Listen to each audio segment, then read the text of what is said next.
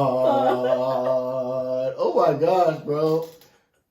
Took it out of sync. I'm sorry. I'm sorry. It's all good. It's not in me today. Mm-mm-mm. This is the first time that We're it's getting not rusty. really good. We're getting rusty. What's up, everybody? Y'all already know what it is. This is the Doing Enough podcast, sponsored, hosted by Gray House 777. Yes, and we are the most tasteful podcast. Delicioso. What happened to the We're not doing that no more, bro. okay. Pause. All right. Got you. Yes. So, y'all, we are back for another episode. We've been gone for a little bit, handling business and things. Yes. How have you been since the last episode, Maurice? Tired. I've been tired. You've been tired. That's all I can say about that. These young harlots Whoa. got you ripping and running these streets Her words, not mine. with them sheets. Hey, no, we're not doing that, son. Okay. I've been I gotta stay tired. focused. It's the fourth quarter, son. Oh, okay. Stay focused. Y'all heard it here first. Stay focused. Fourth Put the quarter. game at the end, son. This is where you're supposed to go in strong. Okay. Start strong, get strong. Okay.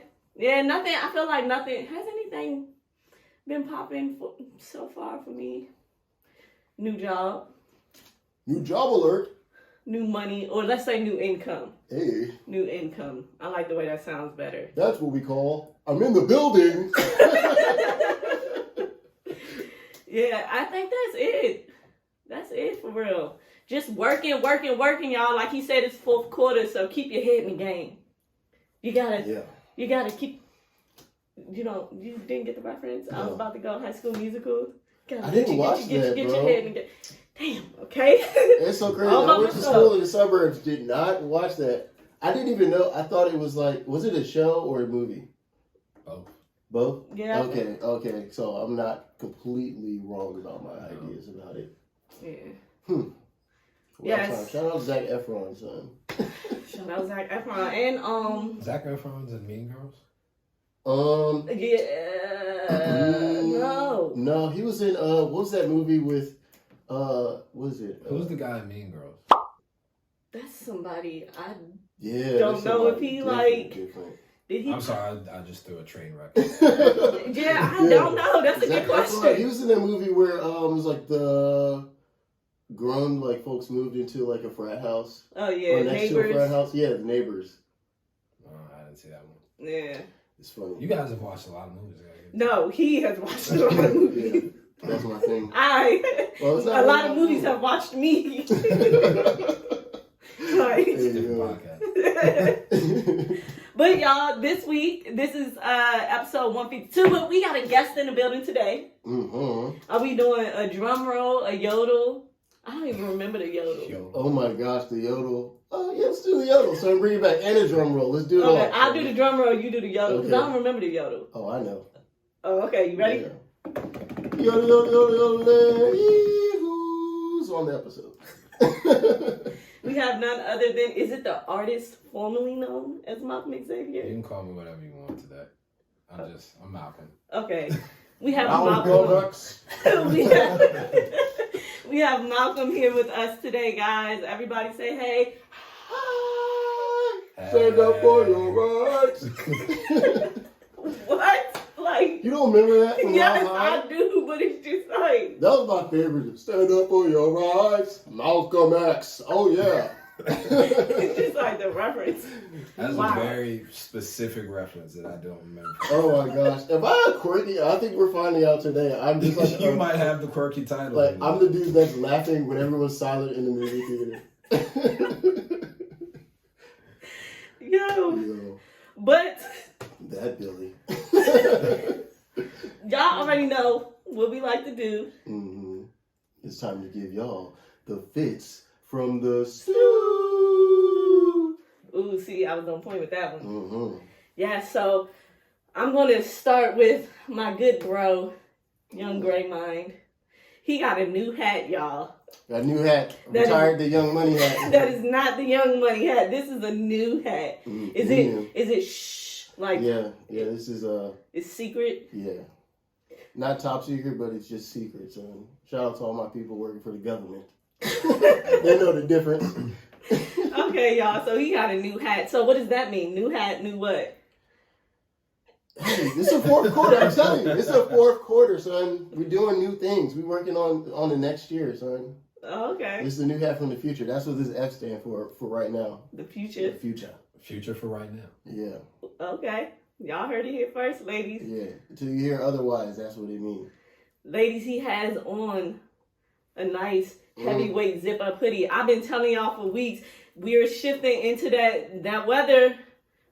Time to steal hoodies and sweatshirts. That's a nice heavyweight one. Protect your hoodies at all costs, Yes, my brother. protect it.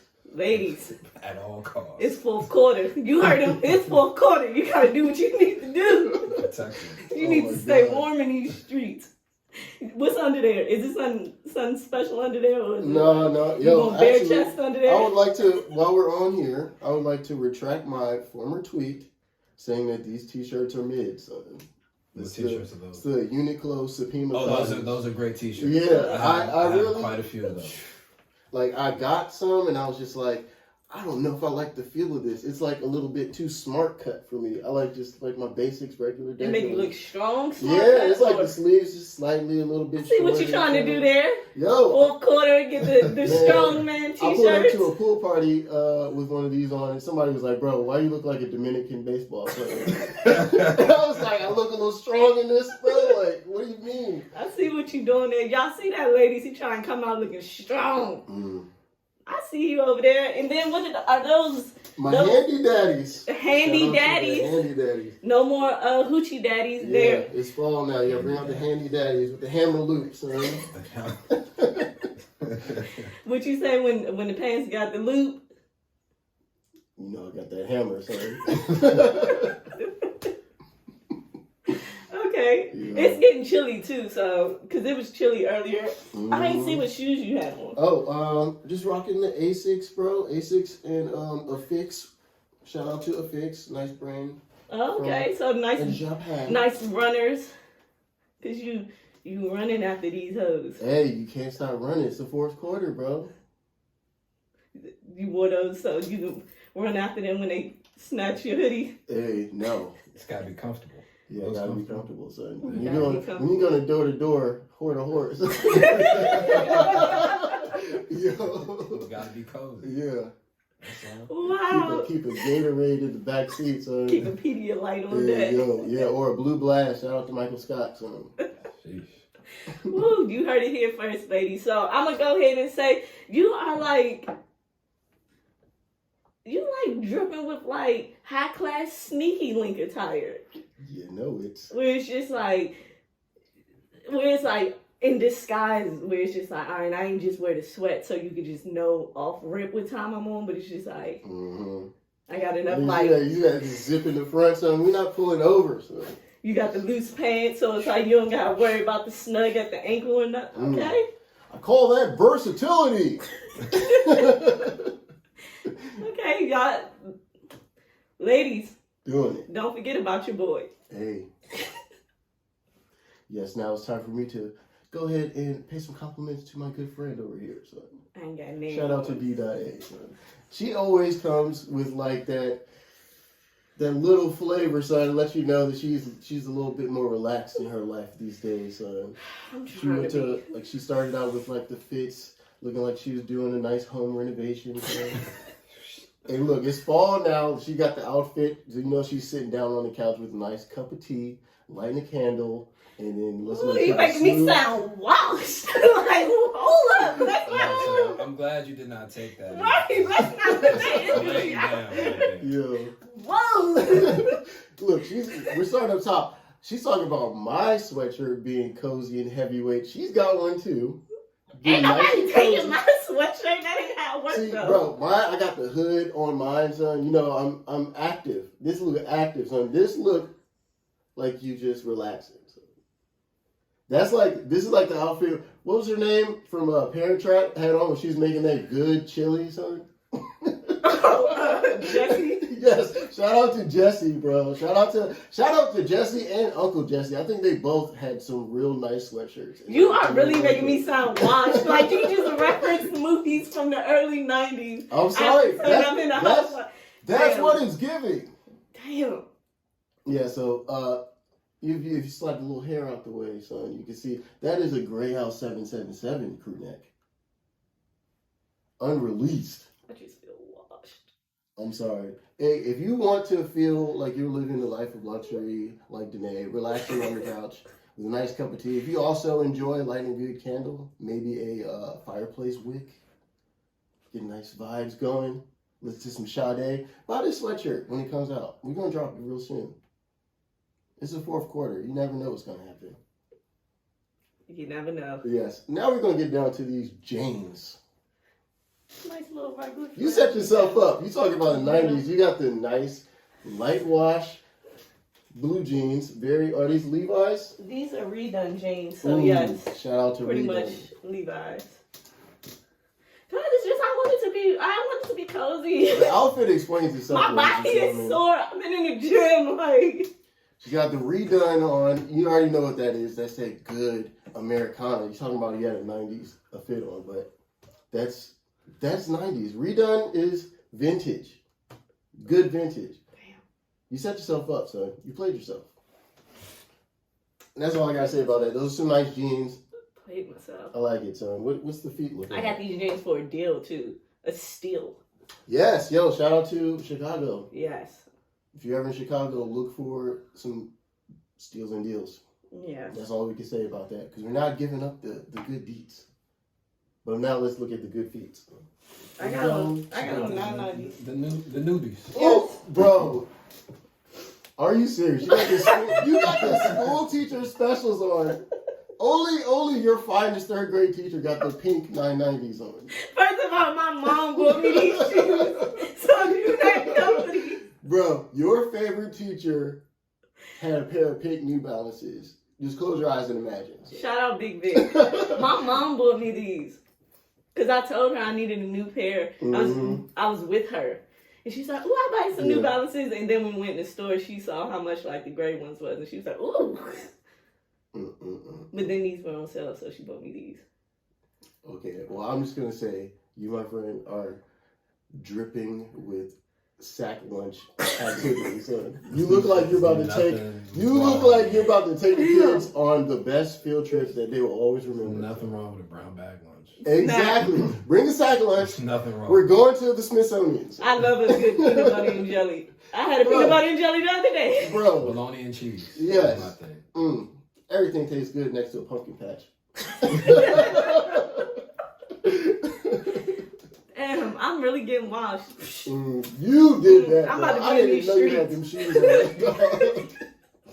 Oh I'm about to God. be in these streets. Catch me next weekend out in these streets. I'm about to start playing different, man.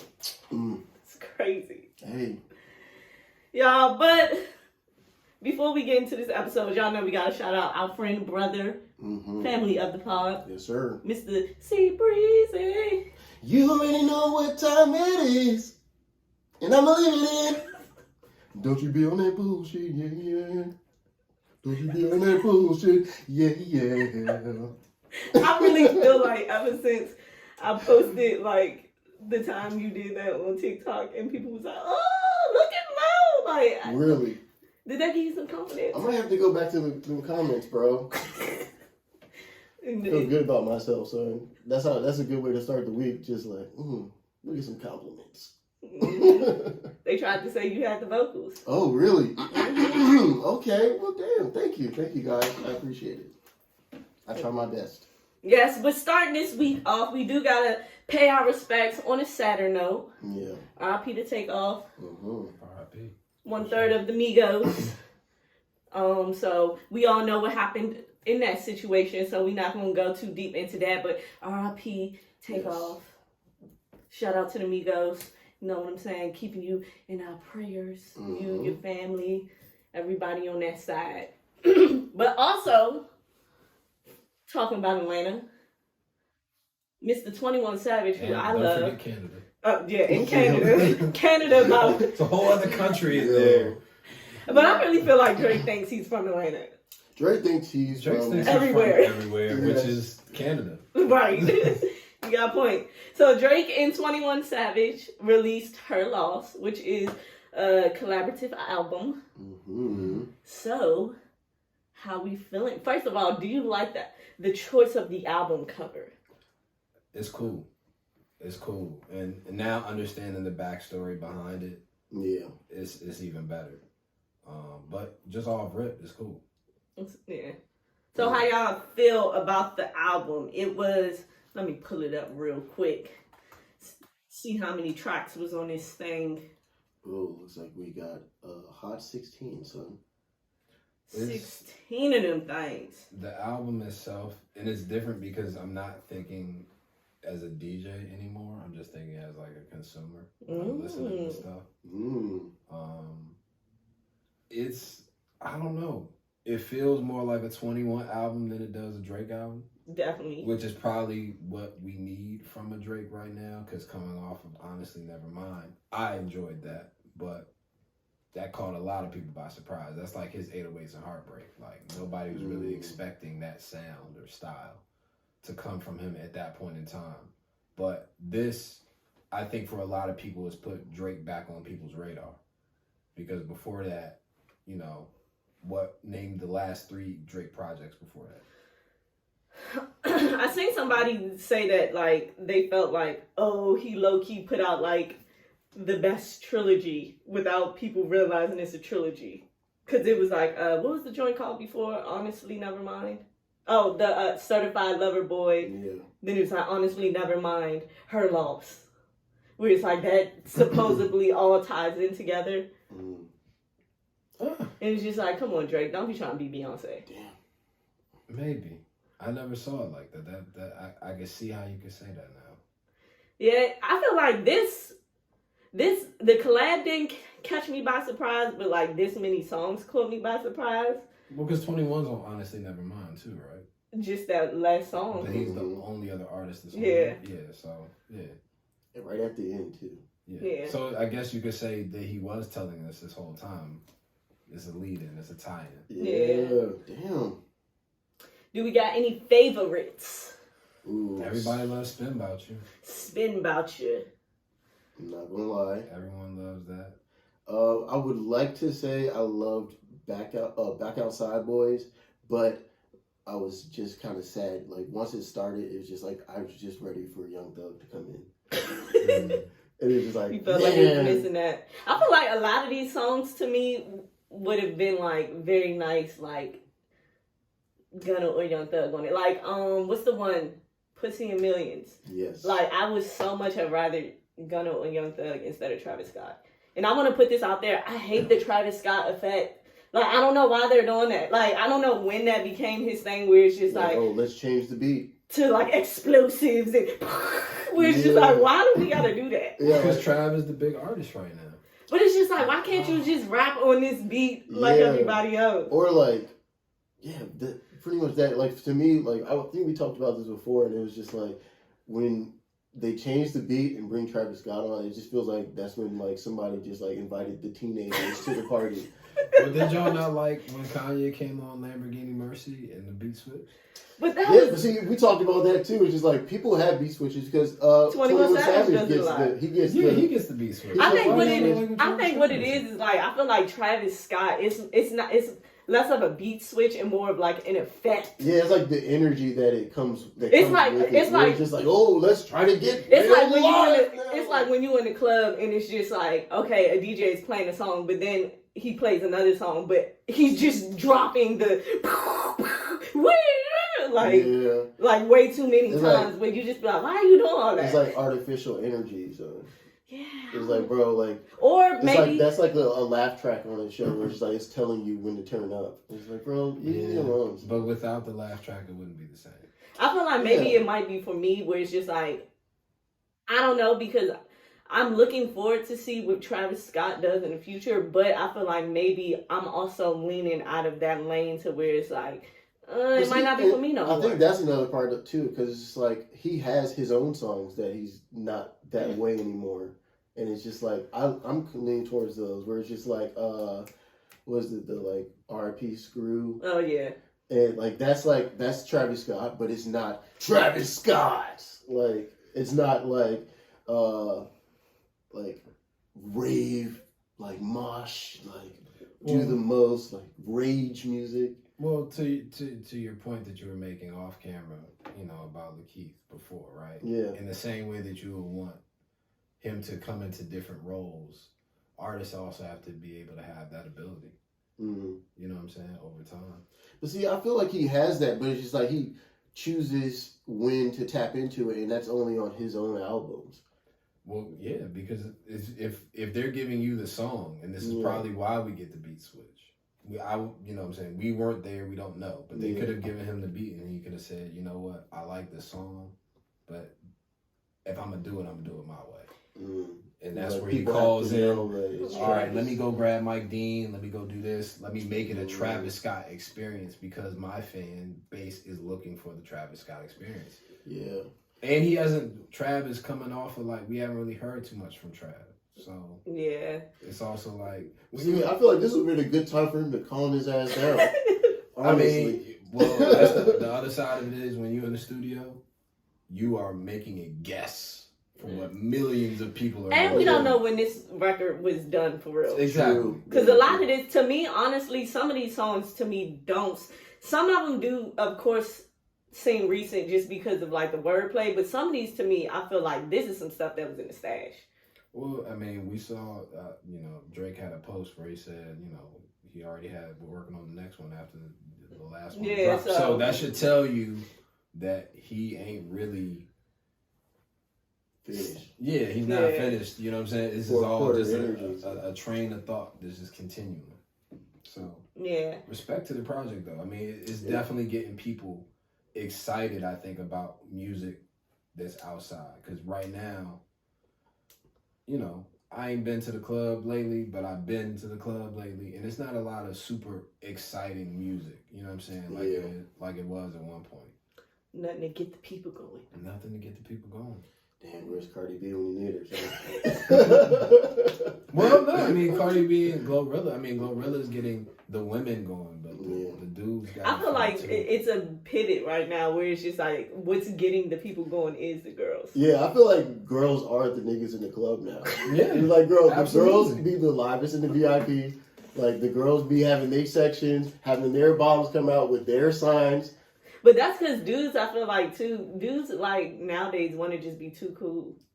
Yeah, but I think it's because we really went out bad doing corny ass shit. So, bro, I feel like y'all trying to regroup. Bro, when PPP first got popping, we really went out bad. The PPP niggas really just did the most.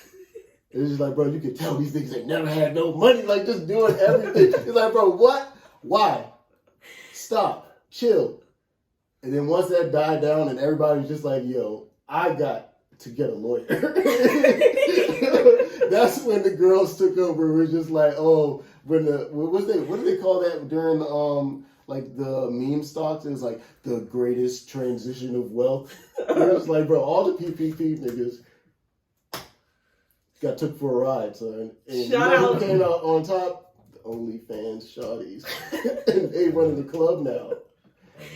There's nothing wrong with the women running the club, but it is to a point where the guys have to be willing to have fun. And I think the way the clubs are built, it becomes hard. Because to your point, I gotta spend all this money to have fun.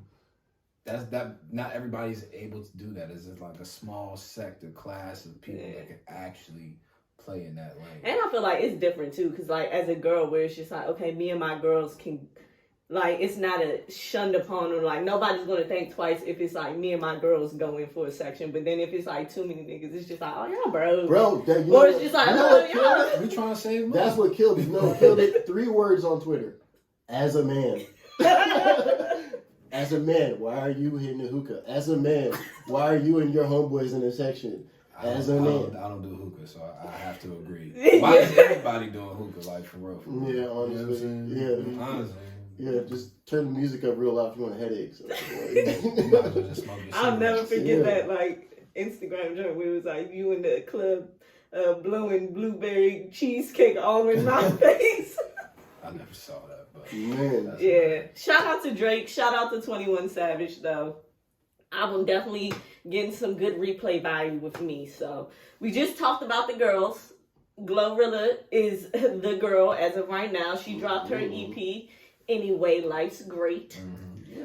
So let's start. I don't know if we've ever talked about Glorilla on the pod. I don't think so. I think early on when FNF. Nah, because I feel like we caught, like, by the time it was a thing where it's just like everybody was talking about it, so we just let that one. No, I really think we did. So. No, we talked about. Oh, when she signed her deal. Yeah, that one. Yeah. So, how do y'all feel about Glorilla as men? I like it. I love it actually because it's actually replacing the energy that we're missing that City Girls had, but it's less about, I guess, scammer culture in a sense. It's like, and it's more just like, as a woman, this is how I feel. Yeah, it's like, you know it's not materialism, it's not toxicity, it's like, it's just being real. Yeah. That's it. Yeah, it's just like a real, like, mirror to, like, basically, like, what normal things are going on. Anybody can relate to it. How y'all like her voice? The deep voice. I like it. I like it. I'm not gonna lie. I like it too. I feel like that's what makes it so good. I'm not gonna lie. I feel like I've always had like a thing for like a raspy voice or like a little like a Khalees. Like a Khalees and Glorilla though, those are definitely two different pitches. Yeah, but it's just like it's not that like that girly girl. I just want to make it clear, Khalees and Glorilla is different. Totally different pitches. Like Glorilla is saying it with her chest. Like Ruby Rose got a little. Yeah, Ruby Rose. Got a little, Tiana Taylor. Yeah, it's crazy though because it's just like, to my knowledge, I didn't. Charlie Baltimore or something. I didn't know like Memphis. Going way back. Right. I didn't know like Memphis had like that type of like style where it's just like these deep voices. You didn't listen to 360 When you think about the tempo of like. Well, no, but I'm talking about like because even the calls for like that good punch. Well, you going way back too, but I mean, them. You punching ain't in too many females from you got a point there. I mean, it was a thing. I seen something though where they said her voice wasn't always that deep.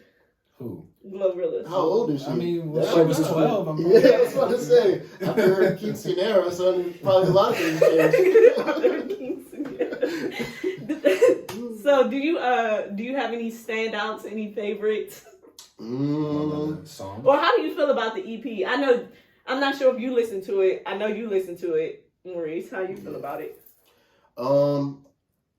At first I was just listening and I was just like, what's going on? But then seeing that it was like an EP, it wasn't like supposed to be like a real like album, like put together, like this is so that presentation. You know that they have something that's there to say, like, because her singles have been moving, yeah. So you gotta just give the people something before the album, because when she's on this level of wave, you know the album is going to be really, really good. Yeah, like knowing that it was an EP, I kind of like didn't critique it as hard as I originally did when I was listening, because I was just like, hearing it when I first heard it, I'm just kind of just like, what's going on, son? Because it was just like so many singles were just really heavy, hard hitting. Like, I really like this, and then it's just like hearing the EP, it was just like. So you feel like production wise, or like just like I don't know. It's just like it's kind of like you can give the same recipe to like 3 people for like mac and cheese, let's say, and it's just like one person is going to like really knock it out of the park. The next time this person makes it, it might be slightly different. And then one time it's just like, you got the ingredients, but it's just like, bro, what happened? Did you like forget the eggs and put the eggs in at the last minute and then try to stir it in and then bake it? And it's like, it didn't work.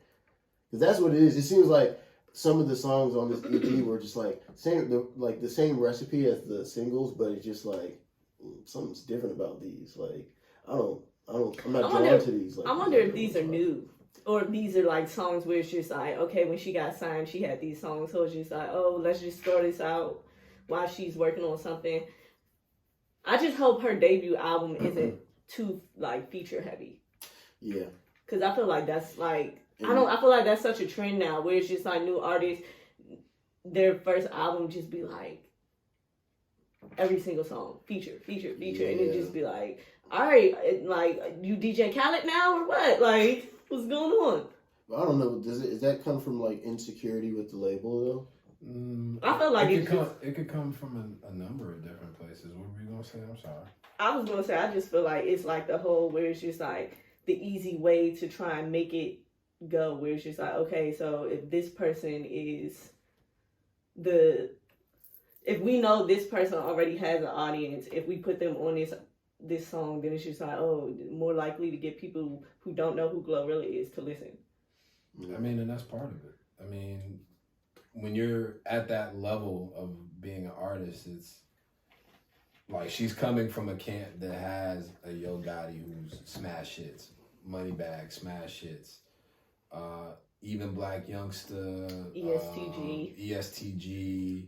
People forget about Block Boy JB went international off break. Mm-hmm. You know what I'm saying? So when you coming from a camp that has that much, then sometimes like we know from listening to Last Call with Kanye, Dame said, well, worst come to worst, we can just put everybody on the album and just make up for it with the features. So it is an industry thing, but it could also be the artist. Hey, here's your budget. Who do you want to work with? This is your one chance, your one shot. You know what I'm saying? So I think as fans, sometimes we say that. We get in that in the same way rappers were given unfair credit and like Jay-Z and Biggie were like the only people that wrote in their head. Not everybody can do that. Right. That's not meant for everybody to do. We can't hold everybody to that standard. We can't hold everybody to the J. Cole standard of, oh, they went platinum with no features. Like, that's cool. Great from J. Cole, but for everybody else, they might actually want to come in and show those other people that they never got a chance to work with love, or you know, the label might just say this is the best way to go one way or the other. And she like a lot of times people will say like, oh, like she's been making music for a long time. It's like she just started getting popping, so this might be a thing where it's just like, oh, like now that I've got the bigger audience, let me just go ahead and push these a little bit more to the forefront before I start working on this album with this new stuff. Like, let's show love to the old stuff. So yeah. Shout out to Glorilla. Yeah, shout out to her. Doing big things. Very big thing. Yeah. Making it work. So. This guy. It's that fur coat. Like, I swear Diddy been wearing the same. If it's not leather, he gonna have on fur. I feel like I've seen him in person in this fur coat. Yes, I feel like literally he either has on like all black leather or that fur coat. Or it's the same style of fur coat. He just knows like it's going to be that chinchilla coat every single time. Yes, so Diddy dropped the Diddy freestyle and a visual with it. Shout out to Young Miami, aka Carisha. Yeah. Shout out to Maisha too. So. Yeah, shout out to Maisha. But so how y'all feeling about it? Who wrote this? I don't know. I was wondering that too when I heard it, because it's crazy. Because to me, it sounds like somebody from his era wrote it. Well, I know he's still very cool with King Los, who's from B More. Shout out to him. Yeah, it's probably him. And it, you know, could be, but it's Diddy. Like I would much rather Diddy make a Khaled like R&B album, because Diddy has made so many claims about there's not enough R&B. So to see him rapping is kind of like, that's not what we need right now. We know you was Diddy, who brought us Mary J. Blige, who, you know, did Jodeci and all those other acts. Like, you want us to have R&B back, bring us R&B back. But this, you are quite literally in the back of a Maybach with a city girl, you being Khaled. You know what I'm saying? It's like when Greg Street said about Janet Jackson and Neo and Jermaine Dupri, like, y'all turned Janet Jackson to a busted baby. At a certain point, you gotta let that artist just be who they are at that age in their career. This ain't Puff.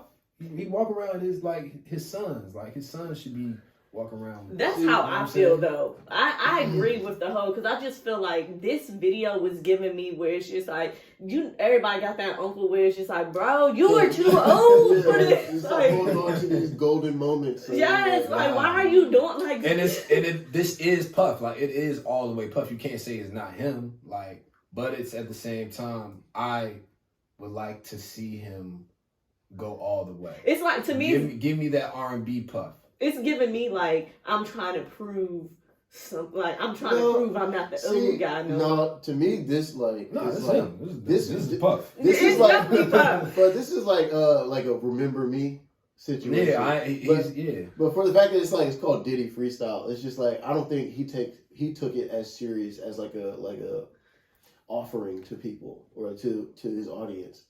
I think it was just more just like, oh, I'm having fun. I'm gonna get back to having fun again, because it's just like, bro, like I was this guy. I was an industry guy. I was the nigga like controlling the music industry. Then I was the nigga controlling the boardrooms. Now I'm back to having fun again. This is like my last stint. This is my fourth quarter. I'm gonna take this stretch. And I think this might be a thing where, because he does say all the time, like, oh, bring the R&B back. Maybe this is like him getting his foot in. Just like, look, I'm getting back into this. You know what I'm known for, and watch what happens next. But it's weird for the fact that it's just like, okay, you say the whole R&B thing, but then it's just like the Gotta Move On remix. You put the damn boom cat beat over it, the real hip hop like freestyling beat. Then it's just like, then you drop like a real like a freestyle where it's just like, where to me it's just like, Didn't it's like, he what do used you to say he was like the king of New York? Diddy can do whatever he wants. He can. Let's be clear. Yeah, Diddy so, can do whatever he wants. Bro, but the and then reality his sons is, are the dudes. yeah, his sons are doing the, these things. and this is the first time where his son, you can say like, Diddy's son is actually outpacing Diddy. Like, Yeah. King Combs he's not his first hit, but he got a legit hit where these songs come secondary to Can't Stop, Won't Stop. You know what I'm saying? But it's Diddy jumping out and saying, well, where do you think he got it from? Yeah, I can It see, all came from me at the end of the that's day. the thing. I can see this being like a whole thing, because I can see Diddy treating this like, oh, like we are the Targaryens of New York. So it's just like, bro, we are all like dragon riders. Like we are all popping. So it's like his sons finally got their steps up. So it's just like, bro, let me get in here with you. It's like LeBron playing with Bronny. He got Carisha. And it's like, oh, let me get up in here so we can really just take over everything. So one last time, like one more time. Yeah. So are you bumping the Diddy freestyle? No. I'm not. But it's just like, I appreciate it for what it is. I can watch this in silence and still have a smile, like crack a smile, just like, damn. So It's Diddy. It's like, bro, I swear his family has like every leather, every fucking fur, like every color leather. Yeah, it's just like, bro, like let's. I want to see what happens when all of these people get active together. Yeah, I mean, because it's Diddy. Like, it's no doubt about the fact that like Diddy can make great music. Yeah, and Diddy is so Diddy. It's just like, why are you taking this like this is what all Diddy's about to be doing? You know, no, it's not even that. I just be feeling like what was. Just because, bro. Because he can do it. Because he can. Yeah. Who's gonna stop him? Yeah. He dropped the mink on the ground. Just left. He's like, bro, this whole city is my house, bro. I can leave this on the floor. Shout out to Diddy. Shout out to New York City. Yeah. Shout out to. I love New Shout York out to City. Carisha, son. She was having it up, son. I seen something that said they broke up. Damn. Nah. Did they? I don't know. It was just his birthday. She just gave him a chain. I swear, like, just the other day I seen something. It was like he like cut off her allowance or something, and like. Nah, you can't believe everything. You read. I think it was 50 Cent who posted it. You know he. You know he. No. Because he said something where he was just like, "Don't make me start really showing her know what real money look like," or something like that. Oh my god. He just can't let nobody he can't let nobody hating culture right here, man. Oh my gosh. Talking about somebody who was on top of the game, Miss Ashanti. Mm-hmm. So she drops her new hit, "Falling for You." This is supposed to be a response to like everything that's been going on lately in the dragging of her name. So she's saying that Irv got, because the video is kind of wild. And if you've not seen the video, I don't want to be spoiler alert, but there's a lot of wild stuff going on in there. Yeah. So are you saying that you are relating this to, I mean, because that's also like 20 years ago. Well, no, she said, I'm not saying this is the response. She went on Angie Martinez and said this song is a response to like all of that, basically. So she just wrote this. Yeah. Because this is a new Champs song. Wasn't that. Because she said basically the what the song is about is just like no more falling for that type of dude, like the dude where it's just like the bad guy or the dude you shouldn't be with. So it's like no more falling for you type thing. Yeah, that's one way to look at it. Because the video is wild, y'all. The video is definitely y'all wild. Gotta see it. For sure. Wild. Like if I didn't watch that interview with Angie Martinez, I wouldn't have known what. Oh, hold on. Number one, it starts out, in order to rise from its own ashes, a phoenix first must burn. Yeah. Sheesh. Laid that drama on from 6 seconds in, son. How do y'all feel about Ashanti making a comeback? Oh, I thought you just in general. Where do you want me to start? Yeah, Well, in general, making a comeback, whichever one weighs more on your heart. I think it's dope. I mean, she's been making this comeback for a while. I remember she did an interview, I think it was Breakfast Club, where she was saying how different it is being an independent artist versus being at a major. And now she understands like all the hustle that goes into it. So now seeing her go through this iteration and also just coming off of like, we've been talking about you all summer, girl. So now you got a wave. It's cool, like, because she's going to keep dropping singles. But I hate to say it, I want happy Ashanti back. Like, yeah. I don't want all this. This is just a lot. Like, I want fun Ashanti. Damn, can we have fun anymore? I don't know. I can't. I don't know about it. I'm trying to think. I'm not like a big R&B listener, but it's just like are there? I'm trying to think. Are there fun R&B songs now? Yeah. It's just not in the mainstream that you would see. Like I like Aaron Ray a lot. Oh yeah, Aaron Ray. I know who that is. Fun. I feel like there, even like some of the mainstream where it's just like there are fun. I feel like we all know how it goes with R&B, where it's just like even the girls who make. Like, it's always the heartbreak records, like how people was like, oh, Keisha Cole needs to get her heart broke again. Because it was like, Keisha Cole was on fire. Then she started making happy songs when she was all in love. And everybody like... But we like happy Mary J. Blige songs. But everybody loves the ones where no more drama in my life. Okay, but no hateration, no in this dance. That's like the only... that's like the one for real. Fine, just fine. But we're talking, grandma, right? But we're talking about the older crowd don't come. I actually hate that song because my mom used to play that joint so much, and I just used to be like, "Damn, we get it." But that's the thing.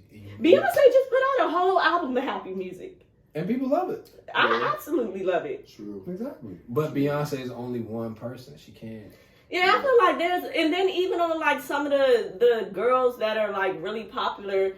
Or like have like the moody music. It's like I feel like because of the way R&B sounds now, it makes it seem like all the songs are sad, but it's just like within the lyrics, they're not always sad. Well, what about like Victoria Monet? Exactly, she puts out happy music. She put out. I'm not gonna lie, one came to mind, and it was K Michelle's Scoop. And I was just like, you know what? Actually, because K Michelle just out here. She went from Can't Raise a Man to Scooch on over, son. Like, I haven't listened to K Michelle. I will never forget your mom was like, "You heard that new K Michelle Janae?" And I just like, "What?" When I finally heard, oh my gosh, I am getting a running theme. Am I really washed? Because why would your mom ask you if you heard that new K Michelle? Damn. Probably had something on like that. I feel like that was the first thing she said to me too. Like, "Hey, how's it been? You heard new K Michelle?" Damn, I'm washed. You gotta stop talking to all these aunties, man. They're rubbing off on you. Hey, I've been watching too much Housewives. Yeah, but anyway, son, where do I sign up to be the next man Ashanti kiss on the mouth? You want to be the Phoenix, the Birds. Yeah, first. bro, hold on. I gotta look at these credits, find out where I need to go for the With talent agency. Yeah, who I need to follow on Instagram. Wow, he said so to be kissing in the mouth. So you kissing Ashanti in the mouth? Absolutely. And 10 times out of 10, bro. 11 times out of 10. Okay. She bad. Okay. Shout out to Ashanti. She does look good. Yes. Shout out to Ashanti. Yeah. We rooting for you, sis. We want to see your comeback. Yes, I want to hear some happy R&B from Ashanti too. Sierra just put out some happy music. Did We just was talking about Yeah, it. you did. Yeah, We don't yeah. really pay Better attention to things, better Sierra things. because we know she's happy.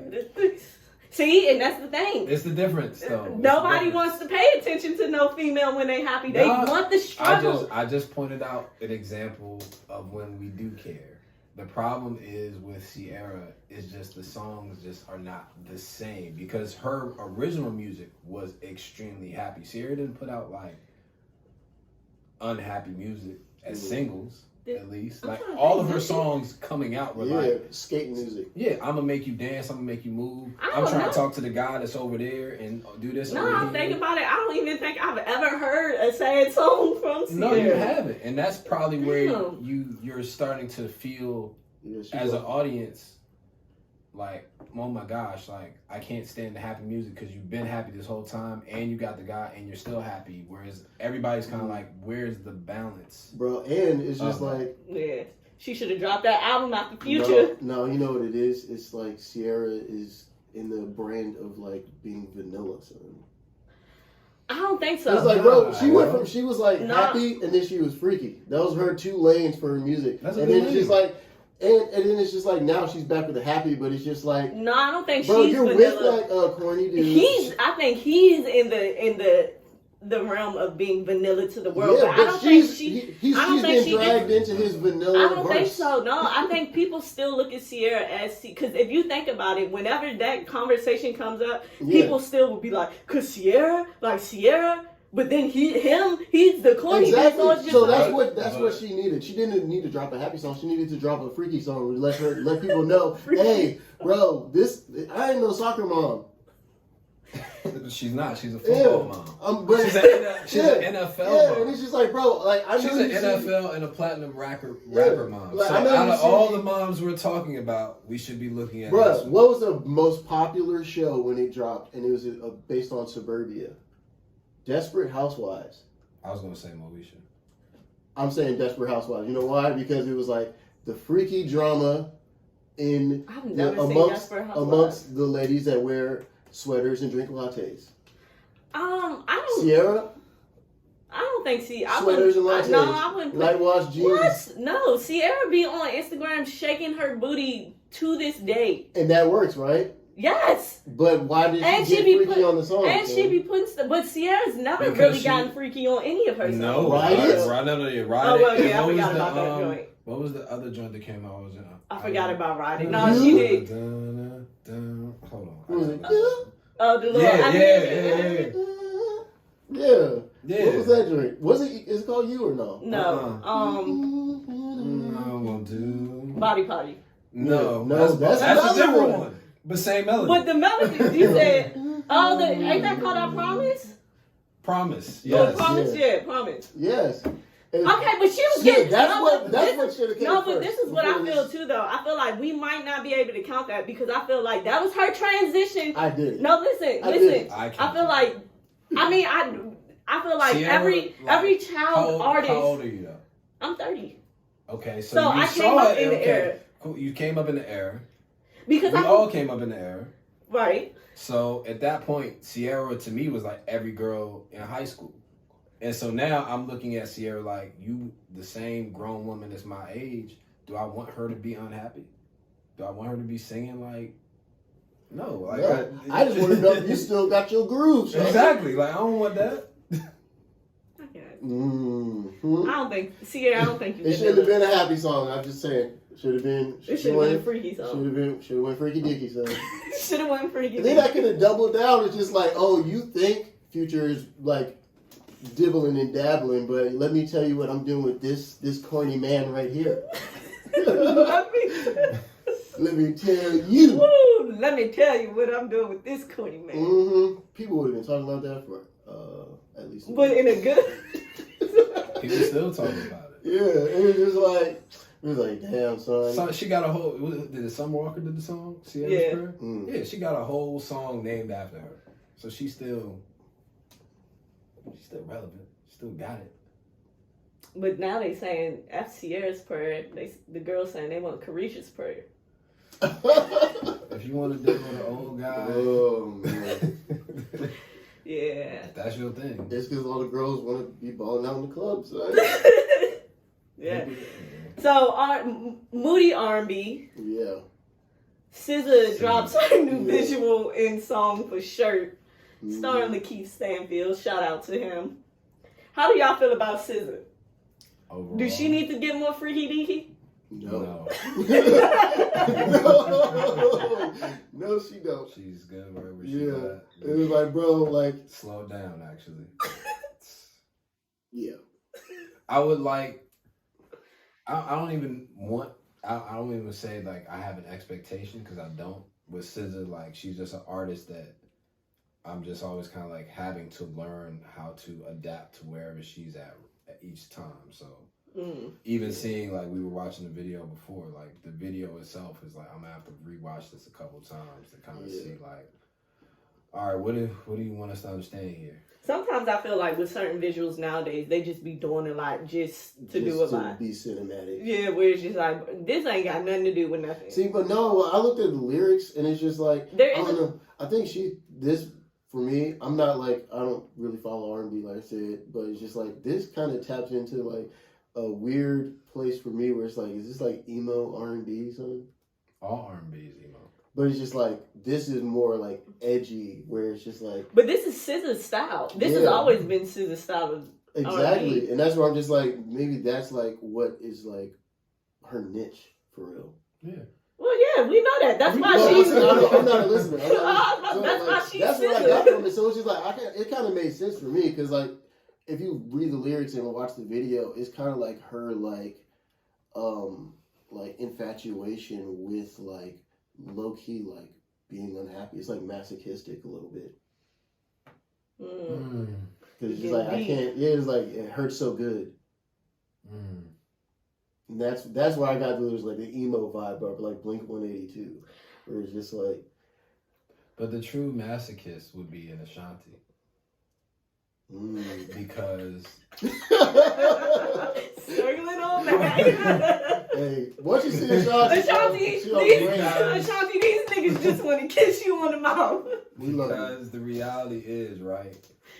So, if you're saying her edginess is giving off the emo, again, it's the opposite of Sierra. It's kind of like we're going one steady flow this entire time. But Ashanti at least gives you ebb and flow of like love, or she used to give you love, and then like I'm mad at you because I love you, or you broke my heart. This is just like every song, my heart is broken. But see, that's the thing. She's new. She's a new generation. The new generation is the microwave generation. It was just like I feel like the new generation has taken darkness to like a new level. They're like Vanta Black dark.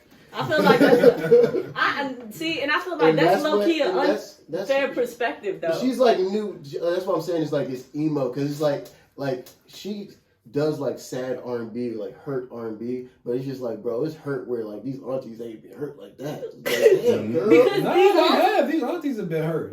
You want to know how these aunties ain't been hurt like I'm that? sure they're looking at her like, damn, girl. No, I feel like what it is, honestly, though, because all of them, I believe, write their music. So it's a thing where it's just like, okay, if you're writing from experience, like, as a woman in this age range, dating is like, that's like really what a reflection of dating is. Now? Yes, like but these it's like, niggas is trash. But it's like the way she presents it is like, it's you feel like you felt this song? No, I'm not gonna ever let myself get to the point where I'm feeling anything remotely. So then you just fine, like Mary. Fine. Ooh, there we go. And it's just like, bro, like. the older generation is kind of like they'll tell you they're hurt, but in a way where it's just like they're being petty, where it's just like, ooh, I should have cheated, or like, ooh, like That was a great song. if I would have did something different, or like shit like that. But like this is just like blood on my shirt because you fucking stabbed me or you shot me in my chest. You broke me in a way I can't fix myself, and it's just like, damn, nigga. No, that's it's emo, definitely bro. some, but there's Like, definitely still some old songs like that. There's old songs like that. Where- I think it's the bluntness for me. Go ahead, say what you want to say. I was just gonna say, I definitely think there's still like old songs within this same emotional like level of. It's just like I feel like the difference is production and also the way where it's just like new slang, new terminology. It's like the way they're saying it. That's what I'm saying. The new generation is like they take darkness darker. So we're just like, bro, like, you can say it and I get you, but you said it in a way where it's just like, bro, I absolutely get you, but I'm also concerned. Going down and early around. Who hurt you, SZA? We're going down swinging. Who hurt you, girl? Number one with a bullet. But I mean, that shout out to Rodney Jerkins for at least at that point keeping up with the production style because that's a lot. Rodney been around for a minute. Yes, Rodney, he has. Dark Child Jenkins. From Michael Jackson, Janet Jackson, to Destiny's Child, to Brandy, to SZA, to everybody. Everybody. Him and I feel like him and Babyface done worked with everybody. Probably. Yes, but shout out to SZA. Feel better, sis. Yeah. Feel better. Oh, prime example of someone making light, happy music, Mrs. Chloe Bailey. Love Chloe. But see, I don't know. She dropped her new single called For the Look Night at you. featuring Lotto. What do you got against Chloe, man? No, I'm not even like, against. It's just more like it's like, is this technically like happy R&B or is this pop? But no. It's always gonna be R&B. Yeah. Yeah, I think pop is not a real category. true. Pop is just what everybody likes at the moment. Yeah, exactly. There's no actual scientific sound to pop or qualifications of like what it feels like. But see, I feel like in the way that like you could say like some Ariana Grande songs are pop, even though she's got a soulful sound to it. I would say her songs are R&B. We just get that, categorized as pop. I honestly feel like her songs are R&B. She gets categorized for pop because she's white Yeah. and she's little and she comes from Disney. It's Exactly. like Britney Spears. Exactly, but it's just like in the way that they could like try to artificially create that distinction. Some of Chloe these is a ones, you branch. could Put that. There. Chloe is a branch from Auntie Beyonce. She is R&B. And the reason why it's probably looking pop is because Beyonce, that arm and that branch is just like, because it's Beyonce money, you gotta make sure that it gets this far. You know? Because think of all her songs. But I could crown like Beyonce as like a queen of pop, low key. She is. Michael Jackson. So it's just like that's how like these happy R&B songs. I wouldn't say they're happy R&B. So are all They're happy pop. R&B songs pop? Then? No. It's just certain ones. Like this one for me is more leaning towards the popper side, like pop side. And not This one? Is it because of the sound of R&B overall? Because if I go back to, I can give you some Janet Jackson records that are pure pop records in terms of what you might think of pop at that time period. But that's only because we were coming off of her brother that was that pop. But they're R&B records. Like, So It's it's crazy. whatever, everything else that's like, surrounding it. What's that Janet song? And, damn, in like the video, she's like in like a bar, and it's, Get someone to be my lover, yeah. Someone call my lover. Yeah, so that's what this kind of reminds me of, and it's like that's more pop. I was thinking more like That's not happy R&B to me. I definitely would say for this Because it's single. like I'm talking about like just like even like the depth of emotion that like comes with this song, where it's just like it's not really like we're not going to dive into why I'm happy. We're not going to dive into why I'm sad because that would be sad R&B, happy R&B. To me, this is just like so wait. like fun loving. Are you saying all of her, like No. this song in particular? Just this song in particular. That's crazy because this song in particular, I would say Have Mercy is more pop than this song in particular. Have Mercy is more Yeah. radio. Yeah. And that's way more pop too, though. That to me, that fits more of the pop, like that poppier sound versus this. This has that like. Well, yeah, because this also got like this is actually happy R&B. I take that back. I retract my statement. There you go. We worked through it. There you Yeah, go. see? Because it's even got the elements of like happy R&B with the rap features. Yes. There you go. There you go. Like And the Lotto had a huge hit last year, so Lotto, you could say, is technically sampling a Mariah Carey song. Like, it's definitely pop-ish. You know what I'm Yeah. saying? Like, All I can think of is like Timmy and Fabulous. Mm. Where it's great like song. that is the happiest R&B song I've fucking heard in my life. So. That's the happiest R&B song you've heard? Well, it makes me happy. It makes me Oh. happy. That's I'll say it actually that one way. of my favorite. Like, but see, I like the. I like the Ashanti version. I like the actual. I'm sorry to keep it. I like the actual Hey. Tamia version. I'm not complaining. Ashanti, they just want you to kiss I do them not on the blame you, mouth. bro. That's what we going. That's what They we gonna made it do. the single. I'm sorry. Anybody listen to this, just tweet Ashanti and add these two and just be like, kiss them on the mouth, please. Oh, please don't do that for me, son. You're going to ruin all my chances. You can add me. I don't. See, closed mouths don't get fed. You supposed to put it in the Hey, atmosphere. look, just gotta put it out there. See what happens. Yeah, Hey, closed mouths get kissed, though. exactly. Well, Depends on how but you that kiss it. is that the type of kiss you Yo, want? you a freaking old buddy. You start open mouth. Like, you don't need to be around the general public if you starting to kiss open mouth. What you mean, like just off rip? That. Hey, Like Phaedra being nasty. Like, So you watch Housewives too? I don't yo, like, bro. That's that nasty. you a freak. I would never, like, I don't even watch Housewives, but I'll never forget just that 1 second where I saw her, like, donkey booty. Ah. Like, that was just like, come on, dog. That was nasty, son. So you're supposed to lead into it. Yeah. So if Ashanti was like, It's your one chance. you gonna lead into just it, gonna or like- you're not just gonna go for it? Because what if she just be like, what if you lead into it and then it's just like you pack her and she like, all right. But if you would have You just gotta went read the all room. out, You do have to read Yeah, the room. You bro, gotta read like, the situation. Let's be for Like, real. she's leading, bro. If it's But- my one chance, Ashanti is doing what she want to do with me. That's all. That's my all. body is yours That's for the all we're taking. saying. So That's all we're saying. what's this shit? My body, your body. there you go. Damn. So basically, you basically saying you let Ashanti slut you out. If not her, then who, bro? Like, You said if not her, then who? Ashanti, look out for your boy. All you gotta do is throw on baby one time, son. Oh, that's the one for you? Yeah, son. That's like a classic way to get slutted out to some like Asian-esque beats. Like, bro, what was the Maya song? You know where that song is from, right? Like the little what's that instrument?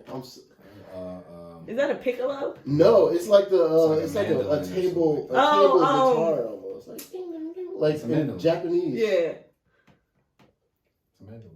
That's a mandolin. No, I thought the mandolin was like the one that's shaped like a board. I know what you're talking about. Yeah, it's like a table I know what you're guitar. talking about. That's the best music to get slutted out to, though. If you grew up in the from that 90s, area, yeah. that sound specifically. So is basically, like, it's about to get freaky, right? bro, you remember the Maya one when she was in the like tub? so full if I of, go, like, so if I go, ink? so if I go to a nigga house and I hear that, I should know what he's. Number one, you should know he's definitely over 30. Number two, just look around the room for any leather furniture or like extremely dangerous glass furniture, because that was like the staple if you was from that era. Okay. Shout out to everybody with the What's black number marble 3? head So on. number 3, I should know that he's trying to get slutted out because he's playing. Yep.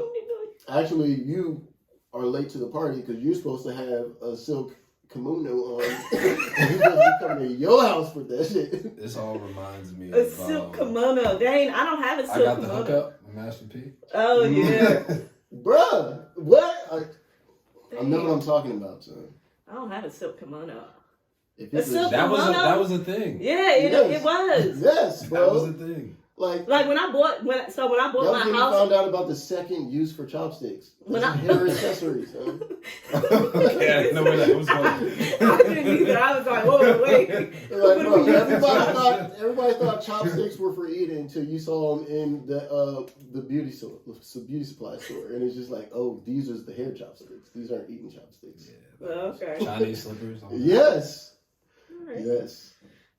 Shout out to anybody with a silk kimono. Damn. Mm-hmm. I thought I was doing something with a silk robe, but obviously you gotta step it up to kimono style. kimono. Damn. Mm-hmm. I don't even know where they sell those at anymore. I'm gonna have to go in one of them random stores in the mall. You probably find it at a beauty supply store. You gotta ask Christina Milian. So. That's who it was. Dip It Low. That Maya, son. Yes. Dip It Low. Dip It Both from Low. the area. Yes. But she had that sound too. You already know what time it is. Slut out time. Slut out. Do y'all like this song Yes. before tonight? Yeah, it's cool. I like Let's it. get back to the Yeah. topic. Yeah. Yeah, Okay. it's cool. How y'all feel about Chloe? So I think Chloe is really dope. I think we're gonna have to wait to see both Chloe and Halle's greatness after this Little Mermaid movie Mhm. because they are stars, like definitely. Yeah. And shout out to both of them. I actually have a drop from both of them, Oh. Ooh. so that's cool. So supposedly this song is about Gunna. Really? Yeah. Is it like a? Well, Like, cause they. she said I don't even talk about God. What did she say? No, I no. don't Oh, think here. Wait, I don't think he knows this. Oh, she said I wrote it for a gun. Mm-hmm. Wow. Yikes. Free YSL. Mm-hmm. Yeah. I really like Chloe though.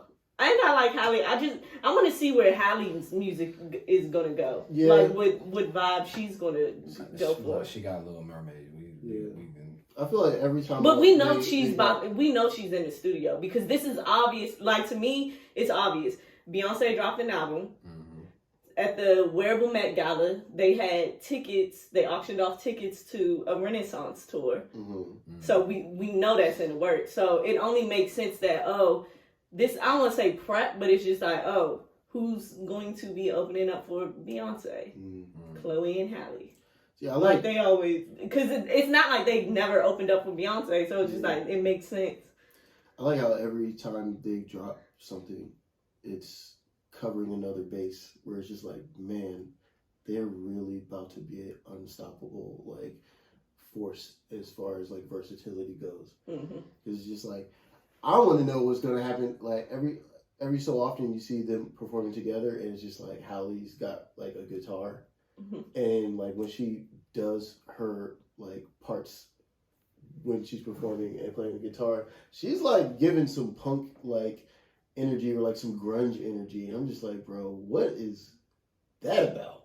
It almost sounds like we could get like a Love Below speaker box type. Yes. They do their own independent, like, Yeah. Yes. and then come back together. Yeah. Yeah. Shout out to the girls, Chloe and Halle, doing y'all big one. Yeah. Can't wait for Little Mermaid to be in. You want to kiss her on the mouth too? No, I'm very upset, son. I'm very upset. You know Halle was my boo, son. You already know how that happened. So shout out to DDG. You won. The way you said it so personal though. I take it personal, son. Okay.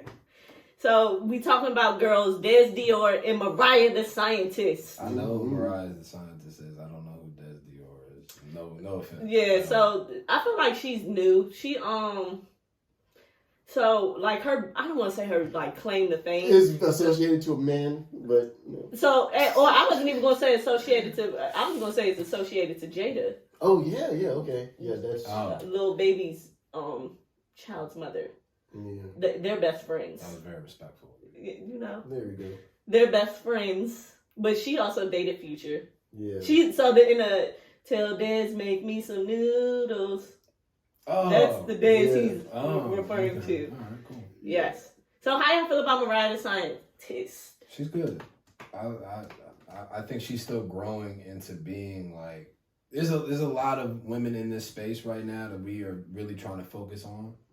So she's got a long way to kind of like work over like a SZA. She still got to work over like a a Janae, like those people are still out there existing. So Mariah is still building who she is, but I feel like she's gonna be one of those artists where it's like, you know how there's rappers that are super popular, but they just have like a very, very like core solid fan base to where it's just like their fan base makes them like super pop, where it's like their songs might not be on Billboard, but it's just like they are so popular because they have like those true diehard fans. I feel like that's like the category she's gonna be in. See, I wonder if that's like the new age of like knowing how to market yourself is going to like push her out of that threshold or past that threshold. Kind of like what's her name? She used to do like Party Next Door covers on SoundCloud when she first started. And we were just talking about this a couple weekends ago. She dated YG. Kehlani. Kehlani, yes. Where it's just like, whenever you say dated YG, because I'll be like, what? I feel like that was like, for me, it was just like the weirdest like link up. Yeah, and that's why I was just like, that's why I can't forget it. But yeah, Kehlani, like the way Kehlani was just like, oh, she was like really, or but like, I still even feel Janae like at first with like saying, but I still feel like Kehlani is in that she's still one of those people where it's like she's super popular, but it's because she has that diehard fan base. Because think about it, I might be wrong, but I might be wrong. I don't know too many Kehlani songs that's like really like where it's like Kehlani is hitting Billboard charts back to back to back, but she's popular because she has that diehard fan base. Yeah, but it's like she's kind of like made it to like I don't want to like put it like as blunt like this, but it's just like not a C, but she went from a C celeb to like a B celeb. Because she did what? Because she kind of figured out how to like master her like presence. But within that, like, so she can still be. It's like you're underground, but you're like a little bit above sea level kind of situation. Like that was a really bad analogy. Yeah. But like I don't know how else to describe it other than like because it's just her for real. Because like Janae is really like a little bit more above that, but it's like that. I guess how are you? I mean, Janae has had hits. Yeah. And to your point, Kehlani has probably not had as many, but she's still just as relevant. There you go. Yeah. And that's what I'm saying. So like, it's just like I think Mariah the Scientist being able to already like cultivate that like core following and that like cult following mixed with like today's modern like presentation or modern marketing where it's just like you can hit TikTok and that's like. But I feel like and that's what I'm saying. Hit the engines, and then she's got the whole community of like fashion a little bit too with like the Jean Paul Gaultier. She always got that on. She's like she got the drip. She's got the like industry connections. Like I mean, before she was really like known, she was already hanging out with like Tory Lanez. Well, she's sounding Tory Lanez. Exactly. It's just like these are machines. These are engines. But see, this is what I'm saying. So I'm not saying she's not going to be successful because, as we all know, Kehlani is successful in her own right. Yeah. What I'm just saying is, I think that she's going to be one of those artists where it's like she's very successful. She's going to be making money. But is she going to be the girl that's going to be... Is she going to be the next Rihanna? No. But she's going to be that girl where it's like she's going to break that threshold from just being like cult followed, but also being known a little bit. She's going to be her own Kehlani. Yeah, that's what I'm saying. I feel like that's what I was basically saying, where she's like, she's not... Like, she's going to be in that realm where she's like, she's going to have that cult following. She's going to be able to sell out wherever her concerts are at, but she's not going to be the leader of the pack. Like, I feel like I'm gonna say like just a little bit past Kehlani level, but it's just like in the same sense of what Kehlani. So who's past Kehlani right now? Tiana. But see, I feel like that's unfair, only because it's just like I kind of would put them. I kind of would put them still within the same level. No. Tiana is like... Yeah, I know. Tiana is up here. I definitely reach for that one. But it's just like... Alright, y'all got it. Like, I can see her doing something different because it's just like the way she's already been able to like navigate and put herself in some of a spotlight. So do you like this song? Yeah, I do. It's like it's catchy, but it's like some parts of it. It seems more like you're writing before you're famous, kind of. Like when I first heard it, poetry more than an actual song. When I first heard it, I told you I feel like it sounded like this song was written for like a teenage, like when Sierra first came out with Good. Like it sounded like this was supposed to be the single for like a very brand new artist that's a little younger. But it really did grow on me because it's catchy. Well. And then I think once they finally dropped the like unedited version, it also helped too because it was just like this is a little weird. Like I'm just ready for the video, son. I don't think she's gonna do a video. I know, but I wish they would, son, because that would be really cool. And I feel like that would Do you give think them she can both sing? more visibility too. Mariah the Scientist. That's the whole thing. Everybody say that she can't sing. See, If you can step on in the booth and release a record singing, you can sing. Because nowadays there's so much stuff behind the scenes in terms of what they do to voices you would never know. Yeah, I'm not gonna lie. I was like on like the other side of the Mariah the Scientist fandom in the beginning because like the first song I heard. Kiss her in the mouth. No, the first song I heard was like the one that she was like kind of belting. Kissing people in the mouth? I know y'all don't want. I'm just. Do you not want to kiss her in the mouth? That's it. Yeah. But it's just like that's why he was on the other side of the fandom. I was on the other side of the fandom where I didn't like be her. A fan no, because you want to kiss no, actually, I wasn't a fan. Is that the qualification? Like, I wasn't. Was that your qualification? Why were you on the other side of? Because I wasn't a fan of her singing. I didn't think she could sing. To me, like the first song I heard from her was like the where she was kind of belting, but it wasn't hitting no notes. It was like I literally told somebody it sounded like they handed a girl in the audience the mic at a Rihanna concert. That's wild. And that's what she was singing. Is she sang like it didn't really sound like it was like, you know how like back in the day, like, oh, like wet my mic a little bit, where she like give me some effect to smooth out my voice. Mm-hmm. That song was just like, that was raw vocal. It sounded like a girl sitting in my car singing a song in my ear. Mm-hmm. Not a professional singer. And that's what made you flip sides then and get on the train to fandom? Like, actually, number one, listening to that song a little bit more and just like kind of like seeing, like feeling where it fit for me, sonically. Did the visual of the song help? Because that had a video to it was kind of cool because like that like opened me up to like the side of her artistry where her core fans came in, where it's just like she had another song called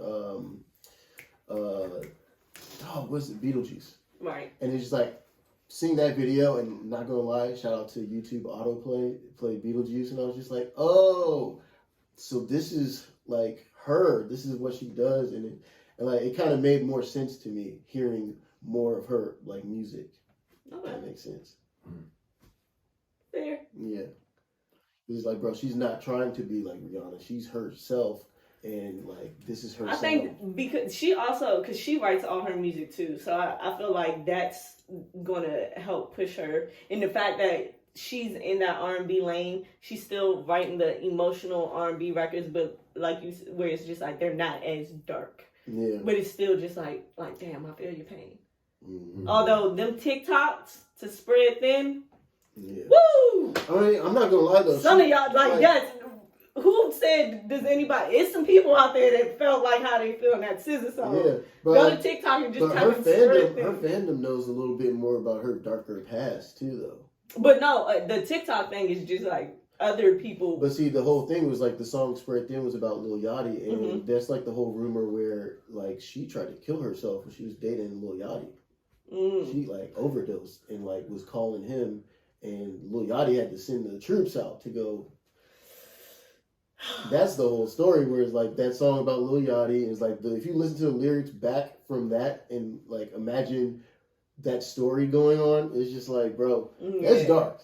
And that I think that's where her core fans took that. But what I'm saying is, but it's like it's not as like all of her emotional records still aren't like as dark. Because even if you look at the lyrics of that song, just if you don't know the history of Mariah the Scientist, it still doesn't seem as dark as the story that goes behind it. If you listen to the lyrics of that song, whereas like for instance that SZA song, where it's just like if you read the lyrics, it's just like, oh, this is some dark shit. Well, I mean, her first song too is like, is it called like "Reminds Me of a Killer" or something It's like that? I think it's Reminders. Yeah, that song. You listen back to that one and look at the lyrics. It's dark too. So it reminds me of a killer. Like in the video, she's like killing her dude. But we've seen that before.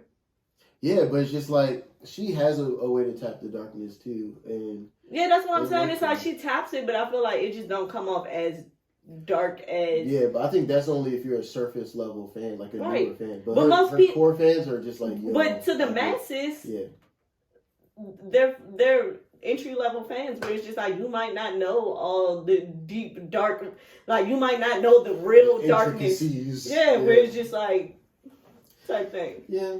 Man, whew, shout out to y'all. Never mind. I ain't even gonna say that. Shout out to y'all, man. Yeah, I want to see a video for this song. I feel like that would be like something that kind of gets Mariah the Scientist. Like, Her last project was really good too. yeah, because like she's been doing really good visuals, and it's like to keep it going, but then also to attach it to like such a very catchy song. It kind of like We might get some fun music from her. I hope so. Shout out to Young Thug. What was the joint? I'm so mad I forgot the name of the song. But it was like, "You are a rainbow." Oh yeah, I believe. what is that song called? I forgot. It's on that album. Yeah. But you know that's a Isley brother. Of course, and it's Rip. just like, bro, that was good. It was good. It makes you feel good. It's a happy R&B to me. Yeah. Shout out to Mariah, the scientist. Oh, the scientist. You know, I'm low key a scientist in real life. Yeah, shout out to you, son, in all of your endeavors. Not endeavors. At your historically black college. Yeah. Shout out to HBCUs. Shout out to HBCUs. Something that is very interesting and intriguing. Mm-hmm. The none other than Pharrell, man. So he's basically created Jupiter, which is an auction for a lot of his historical.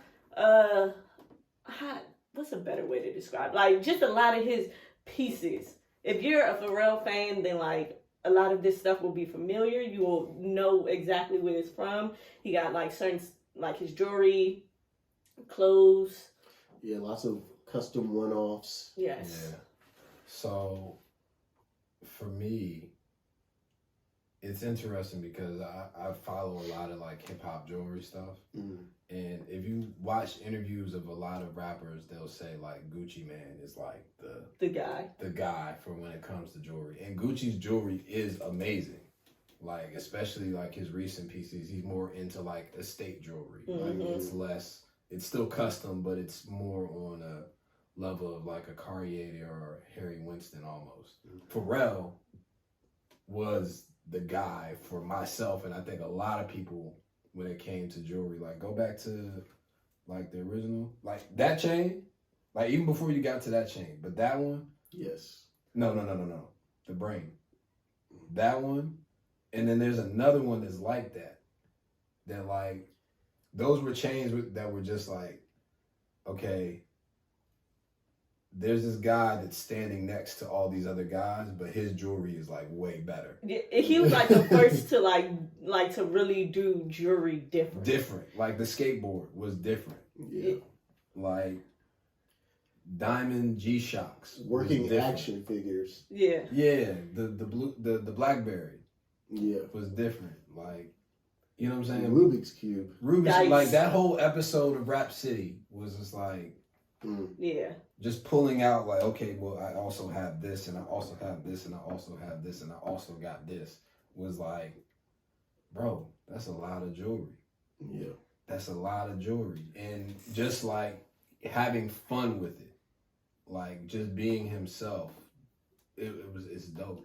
It's crazy too, because I know I watched the thing where he sat down with Jacob the jeweler, who did most of like the jewelry pieces, and he was just saying like he feels like it's just time to like let certain things go. Like that's the whole reason of it, where it's just like basically like it's just like I ain't really on that no more. Yeah. And it's crazy too, because it's just like, because most people don't think like that. especially I feel like when it comes to jewelry, where it's just like you're not trading this in to get more new jewelry. You just like really like letting these pieces go to where anybody who's rich enough could just have it. But that says a lot too, because you know the jewelry hustle for a lot of rappers is once you buy that chain, you got that chain for life. Mm-hmm. If you watched I only saw a little bit of that Jacob and Pharrell interview, but Pharrell forgot how many pieces he had. Yeah. Jacob was like, no, you did like 100 or 100 plus pieces. That's crazy. So to not turn those pieces back in Right. and say, you know what, I need to make this chain into another chain, which is what a lot of people do. Mm-hmm. That man had a lot of jewelry. Yes. A lot of jewelry. Look at that. Like that's unnecessary, but it's fly. Yes. Yeah. I think too, like, it's crazy because I know me and Maurice had a conversation about it where it's just like, how do you feel though about the fact that it's like, specifically more the jewelry? Because I feel like that's like really the staple stuff. Like the clothes, some of that stuff is staple stuff, but it's like just knowing that like some Saudi prince who might not even understand like how, like the cultural significance of that chain, but just rich enough to buy it, has it. It's like, bro, like, wow, like. I mean, if you're paying $1 million plus for something, you have some cultural understanding of what's going on. Even if it's just that cultural understanding is this costs a lot of money. Money is a culture. But I think for Pharrell, do you think he cares at this point? Or is it just more or less like, I'm looking at all of these things sitting in my household from a time where I was maybe 20, 30, and now I had no kids, I had no... You know what I'm saying? Well, he do got kids now, but like from a super fan, like a super fan's perspective, like viewing this, especially knowing that I can't buy into these things, it's just like, like I wish this was like a thing where it's just like Pharrell like went on like a fucking like tour around the world to meet up with the people that he wanted to give these individual pieces to. It was just like, I'm giving you a piece of like my legacy. But so who would you want to see? Like, I would rather that be like a documentary, literally, which is like Pharrell and like places. You're trying to make him Jay-Z. Because Jay-Z gives away the Rockefeller chains. Gave out Rockefeller chains. It's different. Jay's thing was like, that was a crew. But okay, what this is more or less. To me, he's like a So are you like saying an like industry Jay-Z to me? But are you like how like Jay-Z will find these people and it's just like, yo, Jay-Z can see something in an artist, cultivate an artist, and he gives them these chains, and he has something to like the rap culture. Like I feel like Pharrell, as far as like breaking down doors and breaking down barriers, his story is so significant, and everybody that he met being such a vital part of it. Where it's just like you met Jacob, that brought you to Nigo, bringing you to Nigo brought you into the fashion world. That goes into Marc Jacobs, that goes to Louis Vuitton, that goes to Chanel. That goes it's just like all these people play such significant roles in his life that necessarily you wouldn't even see how that their connection would blossom into something. But as a Pharrell fan and looking at the other people that come from the Pharrell fandom, everything about it is DIY. So instead of, I'll give you the perfect example because he was just on a cover showing off his jewelry as well. Tyler, the Creator, didn't wait for, the jewelry to be given to him. He went and made his own lane, created his own creativity, did his own stuff. Okay. And as a Pharrell fan, it's literally the lyrics of Best Friend. Mm-hmm. Jesus will arrange it, Jesus won't change it. Like, you're supposed to go get this for yourself. I'm not supposed to give it to you. No, that's the thing. It's just like, bro, like, all right, for me, I would love to watch something where, like, Karl Lagerfeld has this on display in his house, and it's just like Karl Lagerfeld's dead.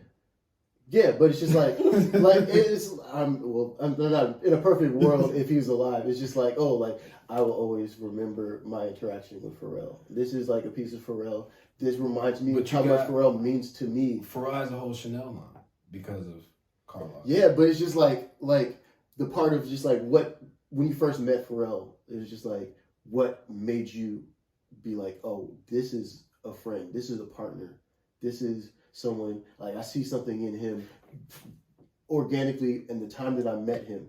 And it's just like, yo, like Pharrell and Marc Jacobs, like Marc Jacobs have a piece where it's just like, I remember when I met Pharrell and he had all this. So yours is more like them having pieces like, just. Boom, Okay, but made something cool. But pop to in my that point, mind. Marc Jacobs gave Pharrell a diamond cut in Louis Vuitton. 2 at that. Yeah. So But- he's still Yeah, but it's the same thing. But it's like having MJ's first Jordans to me, where it's just like, Or yo, like Sure like, Phil Knight and Tinker Hatfield. both yeah, diamonds. and that's the thing, where it's like, because they knew something magic happened from that point, not something that they created later. So It's something basically, that's just like, no. bro, So like, basically, you're saying this would be like the equivalent to having a signed pair of Jordans that he wore while he was playing for the Bulls.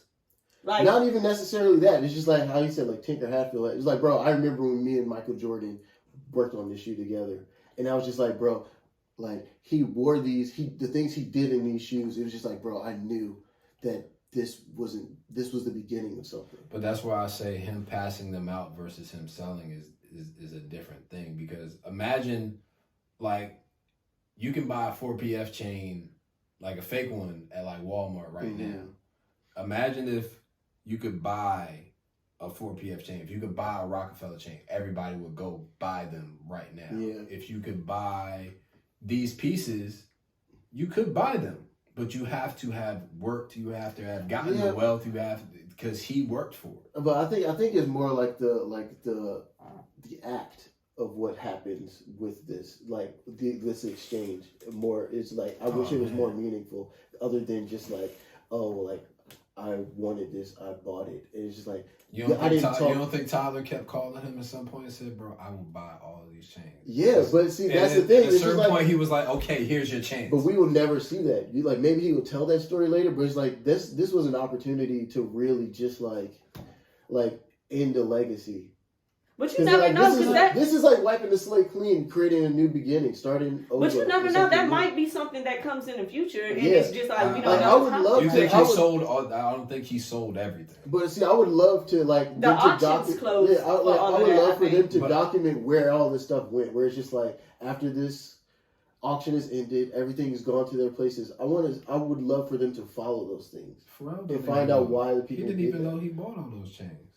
Yeah, but it's like but Jupiter is a business around this, like Sotheby's. Whereas like Sotheby's, Oh yeah, they'll go back to people that have bought very historical things and ask them what they did with it, why they wanted it so much, what their interest in it came from. So Like, you that's just what want I the want. after story. Yeah, I want You there want to the be whole more story? than just like because it's Like to it's me, sold, yeah, and then like it's like this is whatever like happened. to me it's you like, want to it's know like the who person, bought it? yeah, like Oh no. well, not even really who bought it, not even really who bought it, but it's just like more like what happened with this. Because to me, it's like when somebody dies and there's an estate sale, and it's just like all this stuff that this person has accumulated for a reason that they had in their mind goes away. It's just like, damn. It's just But like, that's the cycle of life. yeah, I know, but it's like throwing a rock in the ocean and just watching the ripple just wither away. So. I think though, I look at it like, And this was so much of my life growing up. I It was feel just like damn, because man, you're it's just you're gone so like that. personally attached to Pharrell,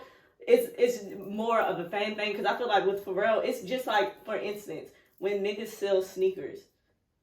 You don't give it, like, once you're done with it, you don't give a damn where it goes, because you be like, I'm over it. That's the fucked up part about it. I was like, bro, you're not going to treat this like a pair of sneakers. Some things you gotta just let be. Yeah. Some things you gotta just let But be. why wouldn't Pharrell treat that like a pair of sneakers? But that's for him. But it's just But like that's who's the But that's the whole item it point. is. It's just like, bro, Michael Jordan throws away his game sneakers, but the person that gets them and he asks him to sign them, it's just like they carry that. I mean, it is the age-old saying, you know, beauty is in the eye of the beholder. Yeah. Possession Yeah. is 9/10 of the law. Shit, So that's at what the they should same title the time- documentary. So. But at the same time, if I'm looking at this and I'm looking at it again, Pharrell is always giving you an opportunity to buy into his lifestyle. Billionaire Boys Club, you can buy into the lifestyle.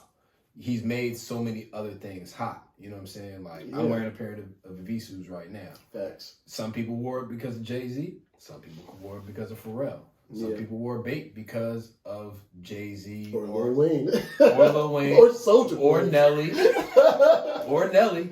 Yeah. or Soulja Boy, but for a lot of people, including myself, it was Pharrell. You know what I'm saying? So Yeah. when you're looking at it from that standpoint, this is him doing the same thing over again, and him creating a whole brand called Jupiter lets me know out of all the things that were sold, there were still some things that were like, he didn't get rid of everything. And then that interview confirms. Yeah. If he had 100 chains, He still got way he more. still got a Because lot. it's not 100 chains listed. I know. It's got That 100 was chains. one of the things I said. I was like, I wonder what he did with his cars. Yeah. Oh, he sold some of those cars. I think he's definitely sold some of those cars.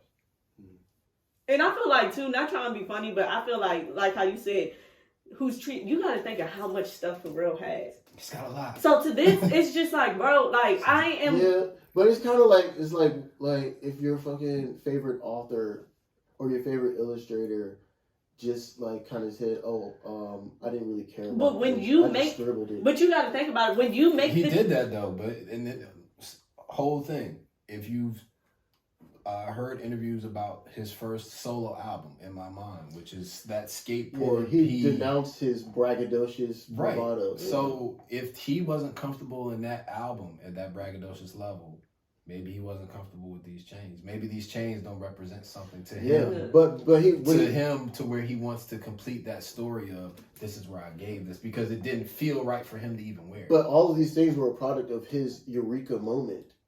Of how for you. No, for him. He tells the story. He's like, yo, I saw Slick Rick, and it's just like, but you can get, but the thing is, and he said, I had these ideas. He created these, he invented some of these things with Jacob. But you're forgetting the fact of that, like, you can, just like how back in the day, right? Sneakerhead to the core.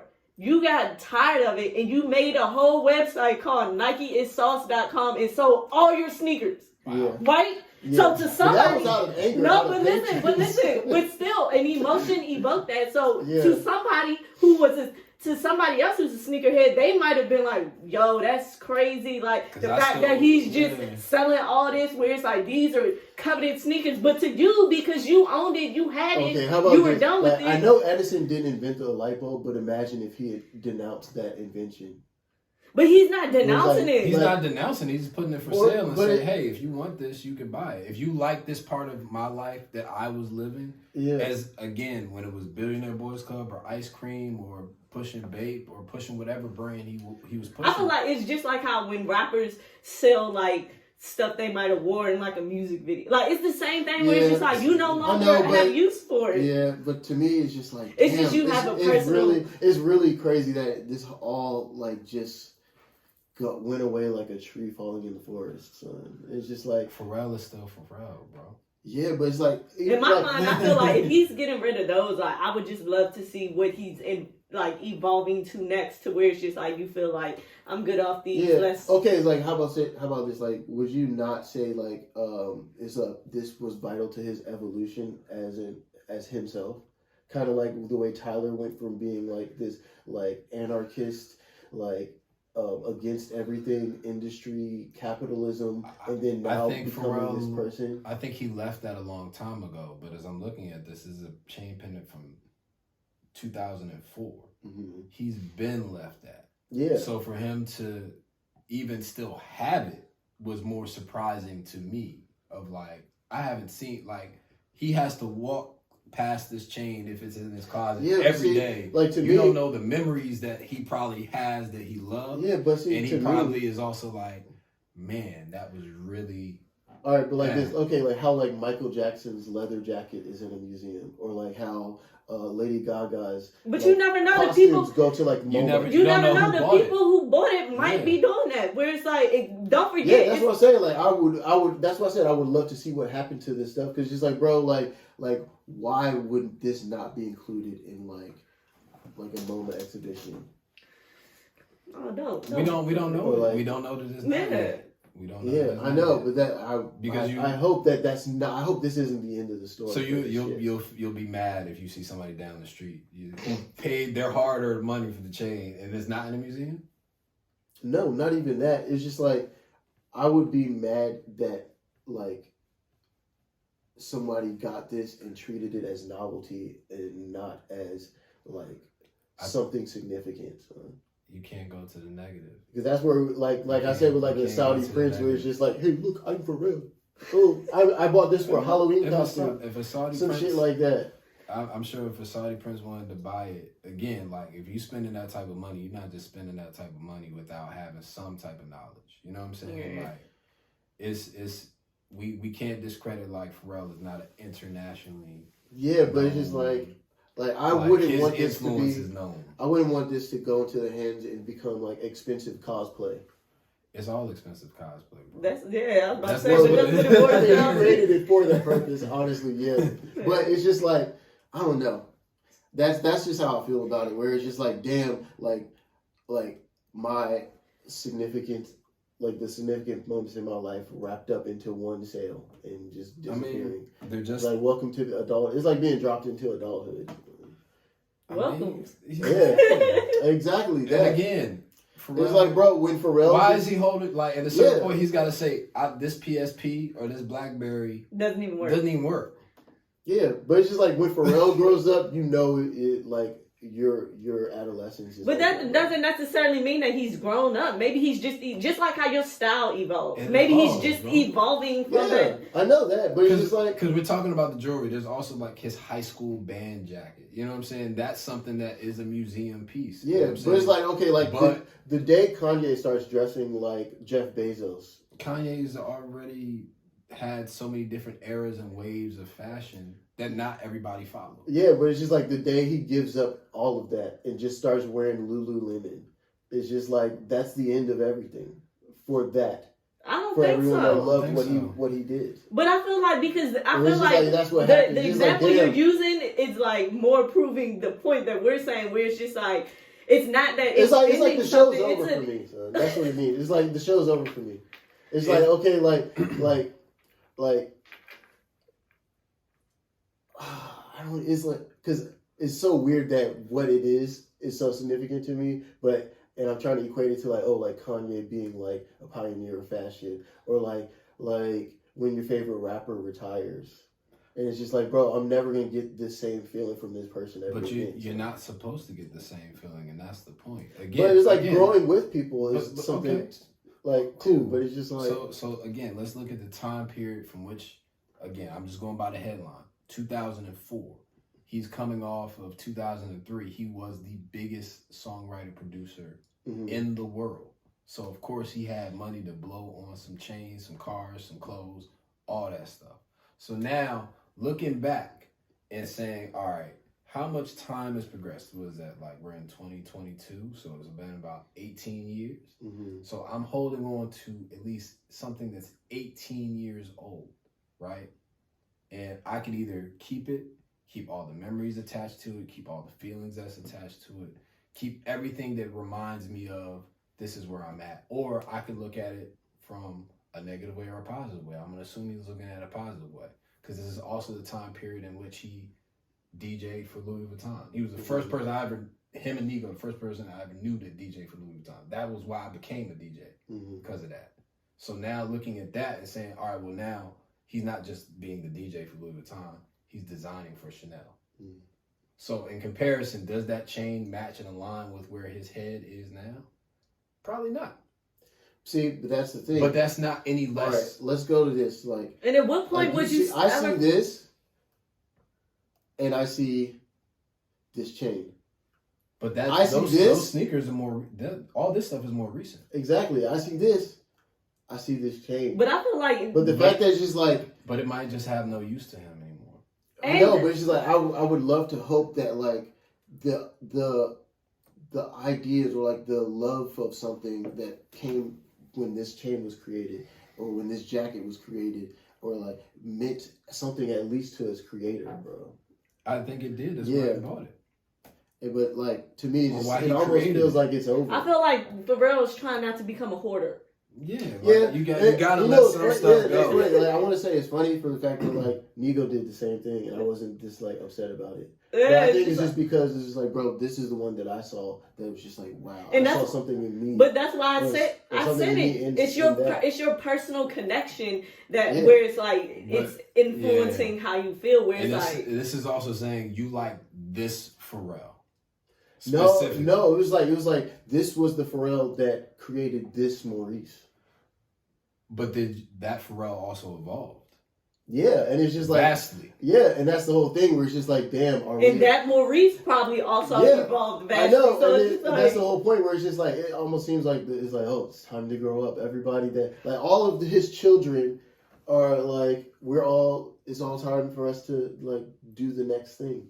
And it's like, damn, it's crazy. Like, but we've been through that though. Yeah, but it's like the feeling of like, oh, like when you're like playing with your friends, having a good time, but your mom just comes like, all right, it's time to go. I It's guess. like, it's just, like you have to go home at some point, but it's just like when it happens, when you got to do it, it's just like it hurts.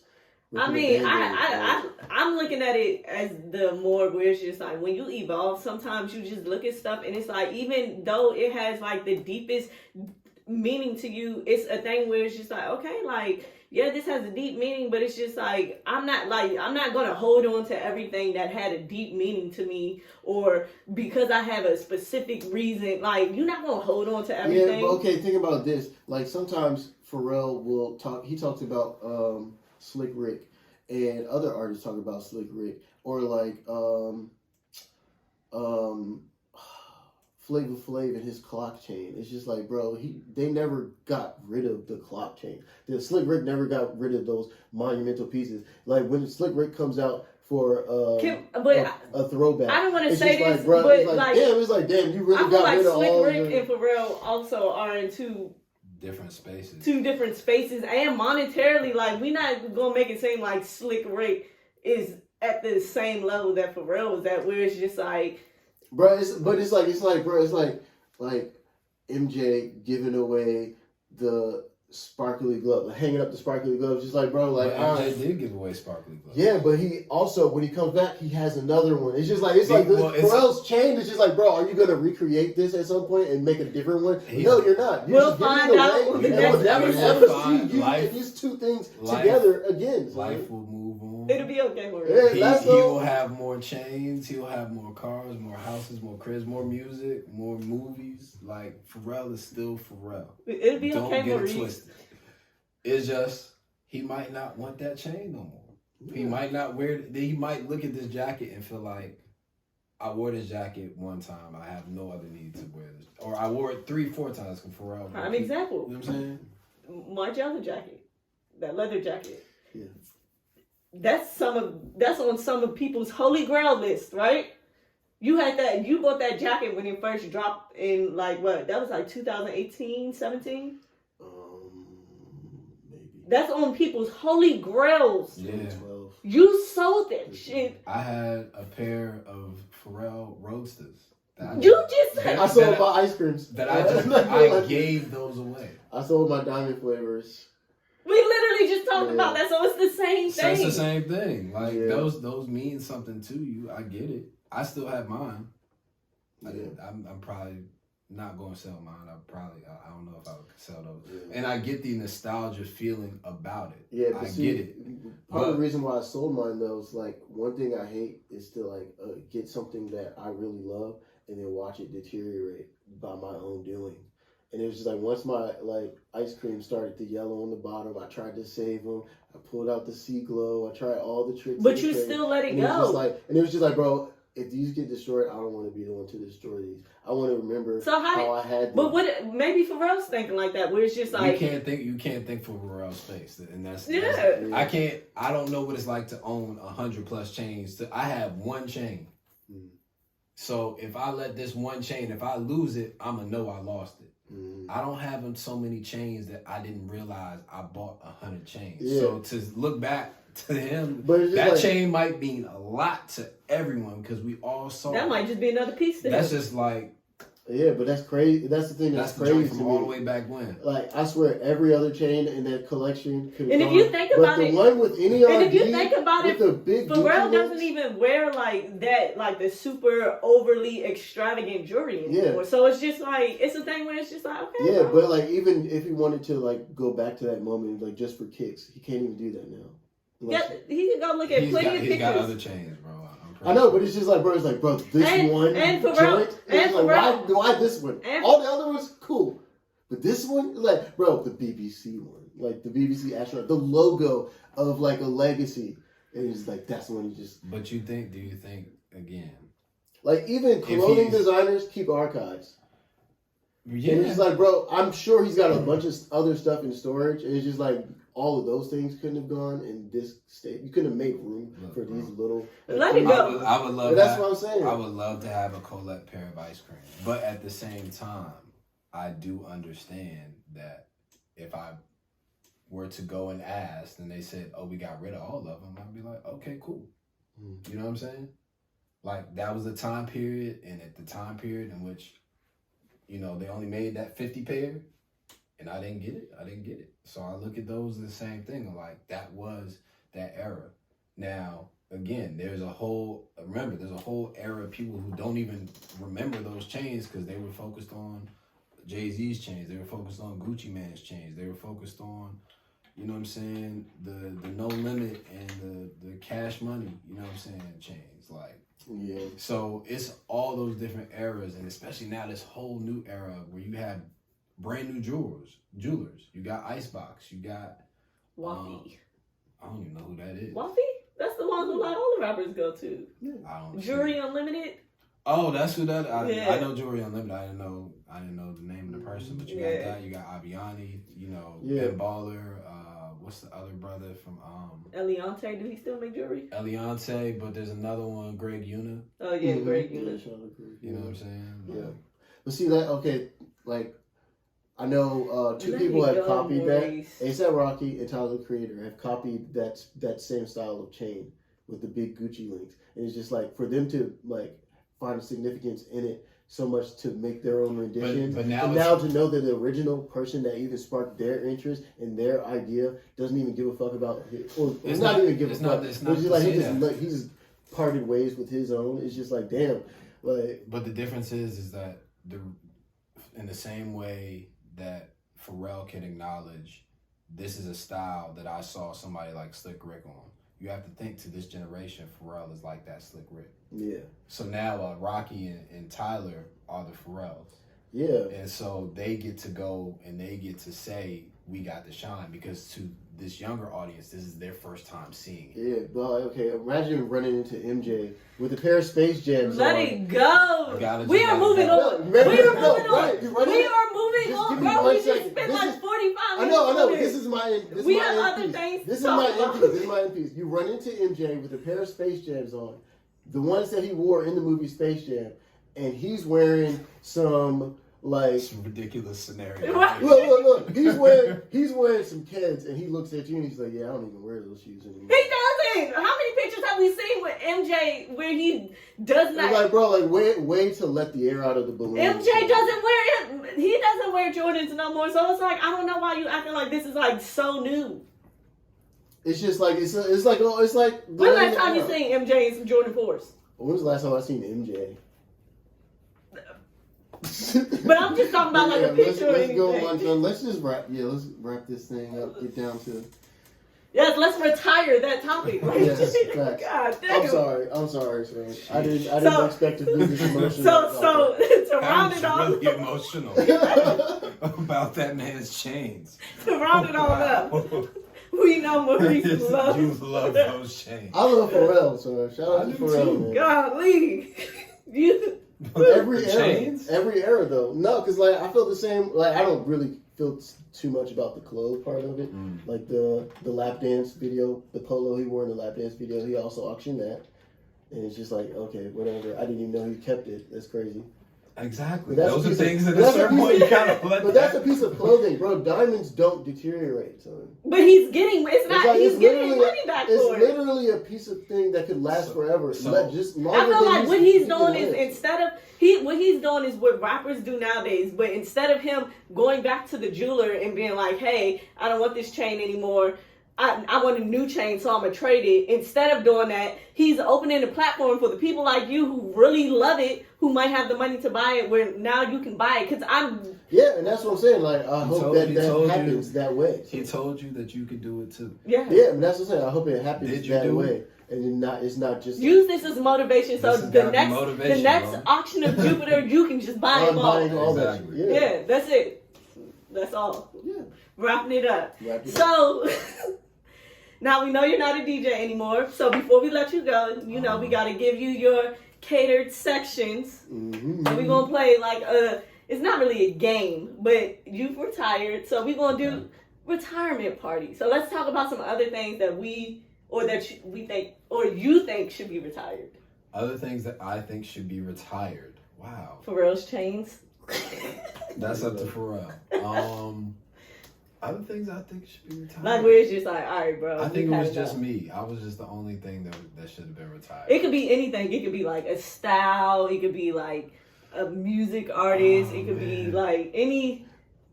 I want Puff to be, and this is not a retirement thing. I don't want him to retire, but I want Puff to hop and do more R&B stuff, at least front facing, because he might be doing a lot behind the scenes. I don't know. Okay. But I would want to see, like I said earlier, Puff do a R&B like Khaled album. You could call almost anybody. You have the power to say, you know what? I know what R&B needs. I know who the stars are. Let me get the producers in the room. Let me get the songwriters in the room. I feel like the only person he couldn't call is Diddy. I mean, it's 50 Cent. So let's get that. Yeah. You want him to retire as the king of New York and become the king of R&B. It's not even. It's Jacquees, your ass. I think he could own that and step in and say, hey, look, this is something like. Think about the records he's involved in. Think about the records that were written almost about him in a sense, that are huge R&B records. You think about like all of that, and when you take that much knowledge and you throw that out there and say, all right, I could really make like a classic album that would be an album of the year candidate just because I know how to curate it. Puff is one of the greatest curators in the world, and he doesn't get the credit for it because we're always so focused on looking at Puff, but we don't see like how much it takes to get to be Puff. So at this point, the same level that Khaled does with hip hop, Puff, please just do it for R&B. So retire the freestyles. We don't, you know what I'm saying? Like we've heard you rap. We respect it. We see that you a star as an artist. Be the producer again. Okay. That would be cool. Like the R&B Captain Planet. It's what the people need right now, man. Hey. Anything you want to retire, Maurice? Damn. Dude, what do I want? I can't let anything go. So it's like no. As we see, It could be anything. It don't even gotta be like personal to you. I wanna say like let's retire like trying to capitalize on the youth. Let's retire that. Like being gimmicky, always trying to add a social media element to a TV show, like in like the corniest way, or like let's always having like some kind of like character that resembles Kanye on like Disney Channel or some stupid shit like I don't that. watch enough Disney Channel to know that there's always a character. And like they always have like some goofy like I'm the king of this, and it's like the corniest version of it too, where it's just like almost like a caricature, a live action caricature.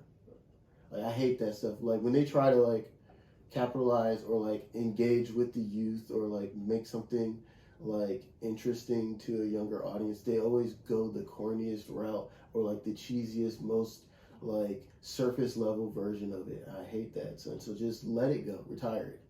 Just do what you want to do, make your work of art, make your offering, and just do it naturally, son.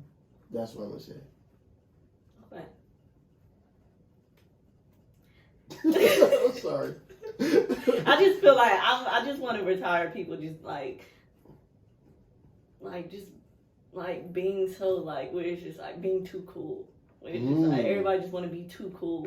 Everybody just want to like be like the Instagram mode where it's just everybody wants to be an aesthetic. Let's kill aesthetics. I don't know about killing aesthetics. Not like aesthetics. No, but like when I say like everybody, so let's kill people replacing personality with aesthetic. Or like trying to curate like every aspect or element of your Like life. I'm the type of person I hate the like oh soft life girl. Oh, black luxury. Like, why do you clean girl? What Yeah, was it's that? just That like was a why. weird It's one. like why are you attaching like an aesthetic to your personality? Like, Yeah, let's or kill like that. just like your personal. Where it's just like, why preferences. can't you just be like that's just your personal preference and that's Yeah. it? Where it's just like, let's kill that. Where it's just like Yeah. replacing personalities with aesthetics. But I feel like that comes with And like, let's kill anybody over the age of 12 that's a man having like the little like fade and like the cornrow man bun. That's just like a personal thing, but like yours. That's a lot of people. men with updos. so there's a lot of barbers out here. So Hey, yeah, men with updos under the age of 12. damn, that's a good one. At some point, pick a style. Either you gonna go Caesar or you gonna go braids. Like No more ponytails. no more ponytails. Oh my gosh. Yeah. Okay. But the big one is just like replacing personalities with aesthetics. Let's kill that. Because it's just, I feel like it makes everybody like try to be too cool. Where it's just like you're no longer being yourself because it's like you're trying to like put on a show for people. Where it's just, you're prime trying example, Halloween just passed. It's just like when you go to a Halloween party and like you're the only dude that wear a costume and everybody else is like wearing like gallery department. It's just like, damn son, like now I look like the goofy guy in the room because y'all just wanted to be cool and like mess up the whole idea of a Halloween costume party. Shout out to Mean Girls, one of my favorite movies. Yes. called classic. And Legally Blonde, son. They did El Dirty in that joint. Yeah. But yeah, that's I don't know. It just to me it's becoming too much because then it's just like, all right, bro, like you're trying to like it's like I heard somebody say where it's just like you're trying to live as a caricature. What is it? Caricature? Yeah, a caricature of yourself. Where it's just like, bro, like cut all the fluff out, like just be a normal person. God damn, like that's what I wanted to like. Let's just all be normal people again. Is that like a type of escapism though? Where it's just like I want to be like the best version of myself all the time because but I don't even think like it's my own reality. But I don't even think it's being the best version of yourself because I feel like it's a thing where it's just like it's a trend. So it's like I just want to be on because I feel like so many people now are just so focused on social media that it's just like instead of you doing stuff like for instance how people be like, oh, the algorithm has pushed me, where it's just like people are instead of doing what you want to do or moving how you want to move, it's like you're allowing the algorithm to dictate and it's just like that's like it's just like be regular, please, I'm or at least be regular around me, please. I would say shout out to all the airlines. I don't know if they have their own hand in the algorithm, but bro, if they do, they're genius. It's like everybody goes to the same places each year. And I don't think that's a coincidence. Trends. I mean, trends have always been a thing. Yeah, but like, who's the one deciding that? It's just like, bro, out of nowhere, everybody wanted to go to Arizona. Well, I do remember a time in which nobody knew what a French 75 was, and then everybody started drinking French 75s. I don't know who started that. Yeah. And then somebody came started along. The gray 75. Exactly. Somebody made a gray 75, and so hey, there you go. Yeah. I just be feeling like just like placating too much to like an aesthetic or like where it's just like chill out, just be normal. Yeah. Like you can, it's okay to be yourself. But see, I don't know because when you can see like yourself being on like that fine line between monetizing your lifestyle and just living your life. If you feel like if you just leaned into it a little bit more, you could get something or make a living from it or quit your day job. It's kind of hard to resist. But sometimes too, I feel like that's teeter-tottering on like that line how people be like, oh, you about to sell your soul to where it's just like because it's like you're placating to something that like you might truly not 100 that might not be you, but you see that like, oh, it's trendy to be it's like for instance it's like, oh, you might not be the girl that when it sways your decision making, that's when when it's just like and then or it's just like I don't know. Let's just go back to everybody just like being their full authentic self. Facts. It's easier that way. Yeah. Yes, but we want to. Last but not least, we know you have Wig Studios. Yeah. A production studio. Yes. So WEG Studios. Whitfield Studios is what we go by. Whitfield Studios. Oh. WEG is that's the tag. WEG, the WEG Studios. Whitfield Studios. My bad. Put some respect on it. Mm-hmm. Whitfield Studios, motherfucker. You gonna clip that, son? So we wanted to play produced by, because Okay. we know it's a production studio. So in your world, if you could, Perfect world. in your perfect world, if you could have produced any film, what would you? Even if it doesn't exist yet. Just one? Just one. Or you could, even if it's like a. Well, produce anything. Okay. Any- Yeah. So out of no, these actually, I categories. have a very direct answer, and it's funny because I see that they're redoing this, but I wanted to have, as we just talked about Pharrell. Let me step into the mic. I wanted to have my ultimate dream goal, The Wiz, directed by Jordan Peele, with Pharrell on the music. Okay. Yes. Damn. Yeah, because like the way Pharrell knows how to just like identifies like something or like recreate something sonically, that's genius. Damn, that's a good ass answer. Yo. Okay. Yeah. I don't know if I got one. Damn. I feel like if I could produce any type of film, I don't have a specific film, but I feel like I would want it to just be in the realm of something where it's just like it runs that true test of time. So like how there's films where it's just like it might have came out and like something where it's like, and even if it's not like something that like might have been a box office hit, where it's like something like The Wood, where it's like that didn't really come out in our generation, but like to our generation, it still has a certain value. Where it's just like something that like that value will transition. Timeless. Yeah. Damn, mine is just like I feel like a whole nerd, so I just wanted to produce Batman Beyond live action. Hey, that's what you like. That's what you like. It's like, bro, when they had my man for the Batman movie that just came out, that was this year. Oh, the Batman movie that came out? Yeah, Edward Cullen. Yeah. I keep forgetting his name right now, but like when I saw he was cast to play Batman, I assumed he was gonna play Terry from Batman Beyond, and I was just like, yo, what a perfect time! Y2K is like popping, and it's just like everybody, like I used to see the tweets all the time. I think it's just based on who I follow. It's just like, yo, like I love Batman Beyond because it's like he's fighting crime, but then he's hitting the club after, and it's just like, yo, that's like the perfect like definition of like what I assumed like adulthood was going to be like, where it's just like you have your fun and you have your freedom, but you also handle business, but there's a balance between those two, and it's fun. You're going to enjoy it. Like that's what I saw when I was growing up watching like Batman Beyond. It's just like, damn, like cool Batman. Not always just like by the book, serious cop Batman. So you basically telling us you want to be 12. No, I want to produce Batman Beyond the live action and just like really interpret what that like I'm just animated version would look like in real life. Okay. Do you have a TV show? A TV show.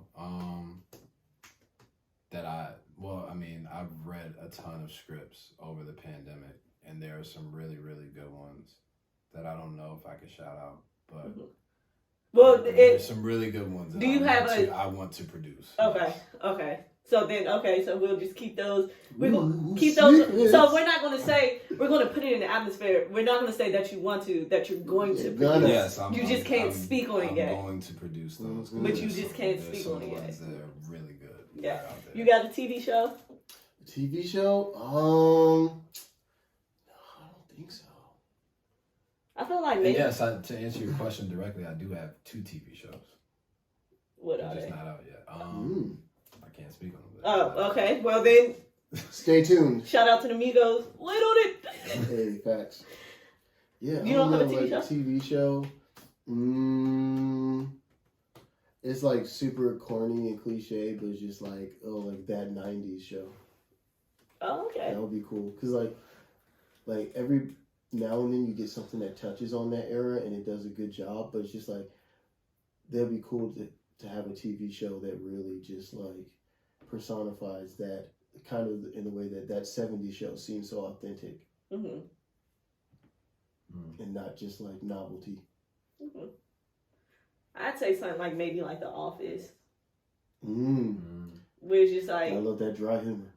and then too, just like the, like how it's like it comes off so simple, but like the details, where it's just like if you really know, you catch those fine details. Yo, shout out to Office Ladies podcast. Yeah, so like, and then too, you know, I play all day, so it's just like, Yo, you would just be like in the writer's room writing all the pranks. it's just like I play all day, so it's just like, yeah. Any, should we go? We'll say music, but like an album, like if any album. Well, we're working on Ty Fontaine's new album, Essential Okay. 2, right now. Shout out to Ty Fontaine. So definitely, that's something I'm producing right now. Any album from the past that you would have wanted to, if you could have produced any album from the past. If I could have produced any album from the past, that's a different question I've never honestly thought about. Where it's just like you just be like, damn, I would have loved, like I wanted to be in like. That's a really good question. You got one more? I do, but it's just the dumbest one. What is it? All right, so for me, it would be like I wouldn't even want to have my hand in any part of the music, but just to be in the room while it was being put together. Like if I could be like, this is terrible. Like to just me. like a flyer. It's kind of like degrading a little bit, but it's like if I could be like the dude that's always with Jay-Z, but it's just like I just run to the store all the time. Mm-hmm. But I'm just like I'm at the studio everywhere he's at with every artist that he's with. It's just like I'm getting like the snacks for these guys, but I get to just The chill runner. and see it. Yeah, like I would want to be that for like the Black Album. Okay. And that's my answer. I would say like maybe Thriller or like Kanye's Dark Fantasy, My Beautiful Twisted Dark Fantasy. Because I just feel like the amount of people whose hands was in that, where it's just like that would be. I think like, I would be too scared. I have an answer now. Oh my god, I'd be too scared for somebody to be like, "Hey, what do you think about that?" I'd be, oh, shit, that album would be fucking nuts. Because I love that one too, dog. Like, please, longest album ever, 30 tracks. I got two: Janet Jackson, Control, and Gwen Stefani's Love Angel Music. Baby. Okay. It's funny, those are two unexpected ones, but two very good albums. Shout out to Gwen Stefani. I used to run that album down. Yes. Yeah. Okay. Those are good ones. Damn. We did a good job. Shout out us. Yeah. You want to do that last one category? Animation. Shit, I feel like I'm gonna nerd this one too. Are we doing things we would want to or things we would have? Either or. Or you can do both. I do love The Brave Little Toaster. Damn. I forgot all about that. The Brave Little Toaster. You ever seen Rockadoodle? No. That's a classic. Rockadoodle. You seen that before? No. There's another one that's about this dinosaur that's not Barney. That was great. Land Before Time? No, it's not Land Before Time. It's about this dinosaur that goes onto a game show. Oh, bro, you know what's wild? Is it an old movie? It was like a TV show. Hold on, I got. Okay, never mind then. So I feel like what I'm thinking of is a movie I rented from the library. This is like one of those. It was like one of those, like, I don't know where it like came a from. B-side movie. But like, yeah, I used to love those. Yeah. Hold on, dinosaur. Shout out to Pleasantville. That was my favorite B-side movie back in the day. Yeah, I know The Brave Little Toaster. I don't know the other ones. Yeah, I was in my cartoons. I shared a room with my siblings. So, and my sister is on a different wave. She was 12 years Watching old. Murder, She Wrote. Yeah, like she was watching Law and Order at 9, so we was on different terms in there. You got an animation? While he looks? I think I would want to be a part of the production of like a Miyazaki or like a studio Ghibli like modern movie. 'Cause a lot of times it's like he really focuses in like a time before technology, like a time of like it's like cottagecore as an animated movie. Okay. And it's just like I would love to see something modern from that. Yeah. Yeah, from like that production, that style of production. Genre. There you go. Nice. Yeah. I don't know if I have one for animation. I don't know. It might be something simple for real, like Mickey Mouse House Club, just because it's like kids still love it. It's still like a fan favorite. I didn't even know that really was still a thing until my sister was like, if Ziggy get to crying, just put on Mickey Mouse. And I was like, what? She was like, yeah, it still comes on. And I was like new episodes? And she's like, yeah. Ooh, my second option would be any like long play version of like a Takashi Murakami animation. Because I just want to be in there to tell him no to certain artists. Because like I remember he did like the video with Billie Eilish, but it's just like if he did like a long play. Because I remember he had one animation a long time ago. So you don't want to. You just want to be the one. I want to be gatekeeper. I want to gatekeep Takashi Murakami in an animated film. Not gonna lie to you. Yeah, I don't think I really have an animation. Yes. Denver the Last Dinosaur. Yo, I've never seen that, son. That looks like It's straight great. out like the animation style of like. Remember when Burger King had like VidKid? That looked like Scooby Doo animation. Yeah. But a dinosaur. Yeah. Yeah, the '90s era though, like when Burger King had their the VidKid. You What said was the other was one? it the Denver the Last Dinosaur. And I Yo. specifically had a VHS that I used to watch all the time that it was him on a game show.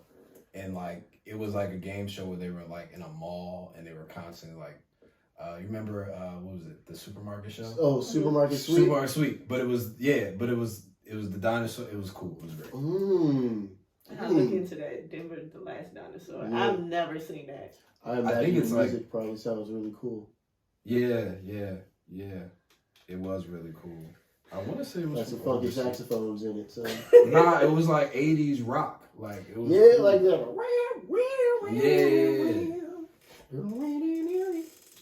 Damn, I gotta look. You gotta go. He was a search YouTube. skateboarding dinosaur. Yo, That's crazy. I've never heard of that. yeah, It's I'm great. You gotta look it up. I'm going to. Damn. Denver the Last When did Dinosaur. what was the year on that? It came out in 88. 88. That makes Yo, He said that may explain why. yeah, 'cause my sister was born in '89, so it's just like there was nobody there to like present that to me. I'm sure my dad didn't watch it. Yeah. My brother was born in 84. But yeah, I still don't know. But that VHS for sure did not make it to my house. Yeah, that was Yeah, it great. didn't make it to mine either. Frosty the Snowman. Everyone know that one? Everyone Oh, knows yeah. that one. Okay, cool. That was one I watched all year round. Man, remember Cartoon Network used to do Christmas in July and play like all those like era movies like Frosty the Snowman. Mm-hmm. Damn, what was the other one? Oh, the Rudolph one. Rudolph the Red-Nosed Oh, Reindeer. yeah. Is that it's claymation, but it counts. It's animation. No, there was like was there an animated one where it was just It like wasn't as good. okay. Yeah, I was about to say, I It feel was- like the one that they really like focused it on was was the claymation. Claymation. Mm-hmm. Yeah. Another Space Ghost Coast to Coast. We don't talk about that enough. Man, I still listen to the MF Doom and Danger Mouse album where they like sampled stuff from like Cartoon Network and it had like Space Ghost, Brack, Brack is hilarious. like bruh. I listen to that. Shout out to the classic era. Super classic era. Yeah. I feel like they don't even make animation like that, like no more. Adventure Time was good. Yeah, I'm gonna say you gotta watch. It like Rick and Morty is really good. Yeah, well, I was Rick and gonna say, Morty, it went over to like our age as Yeah. consumers of cartoons. Yeah, that's what I'm saying. Like, because I feel They like still when we keep were it classic. younger, they don't make like cartoons for young people like how they used to. Yeah. Because the child stars, they can just find them on TikTok. Yeah, that and attention span these days. Yeah. It's like they want that flash, that loud bang bang. Like, Yeah. you know how SpongeBob changed. They all on YouTube watching people play with toys. Yeah. That's all we was doing. We was watching kids on what was it? Double Dare, like Yeah. Facts. Yeah. Yeah. Facts.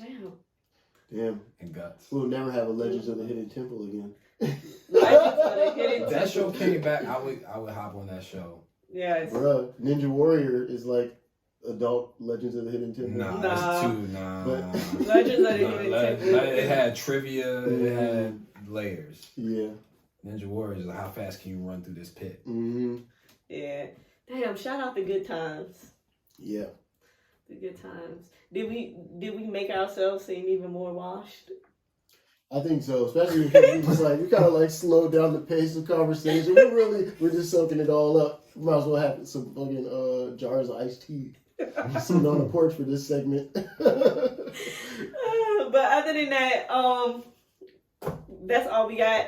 Yeah. You could go ahead and let everybody know whatever you want them to know. Yeah, so you can find me at Malcolm_X. You can find Whitfield Studios at WEG Studios. Also, still follow at Joy Club DC, all the homies from Marauder to Jordan Jetson, the Set Fire, Kid Fresh, Walk Like Walt, Kels, a whole group of people, and we'll probably be adding some more. DJ Money is part of Joy Club now as well. Shout out to him. So yeah. Would you ever put like a Jay-Z come out of retirement? Or is that like shh? I can't say, you know. Mm. It's different. I asked y'all earlier, like, are y'all even still going out? As y'all have been purveyors of the land, and I trust y'all when it comes to quality of stuff. Like, Yeah. Did you sell the turntables? I did not sell the turntables. I gave the chains away though. So I mean, hey, like, you know, You never know. So basically, you never know. I still love the art form. I still love music, but I think just I was tired. I'm very tired. I don't want to. I get it. I can only because being a DJ, you there to the party. And last time I went out, it was like 10 o'clock, and I was like, bro, it can't be 10 o'clock. I was like, I am so tired. Yeah, you came out right at the right time. The recording said we tired too. Right, damn. Well, That's the end of the episode. that's the end of the episode. Shit.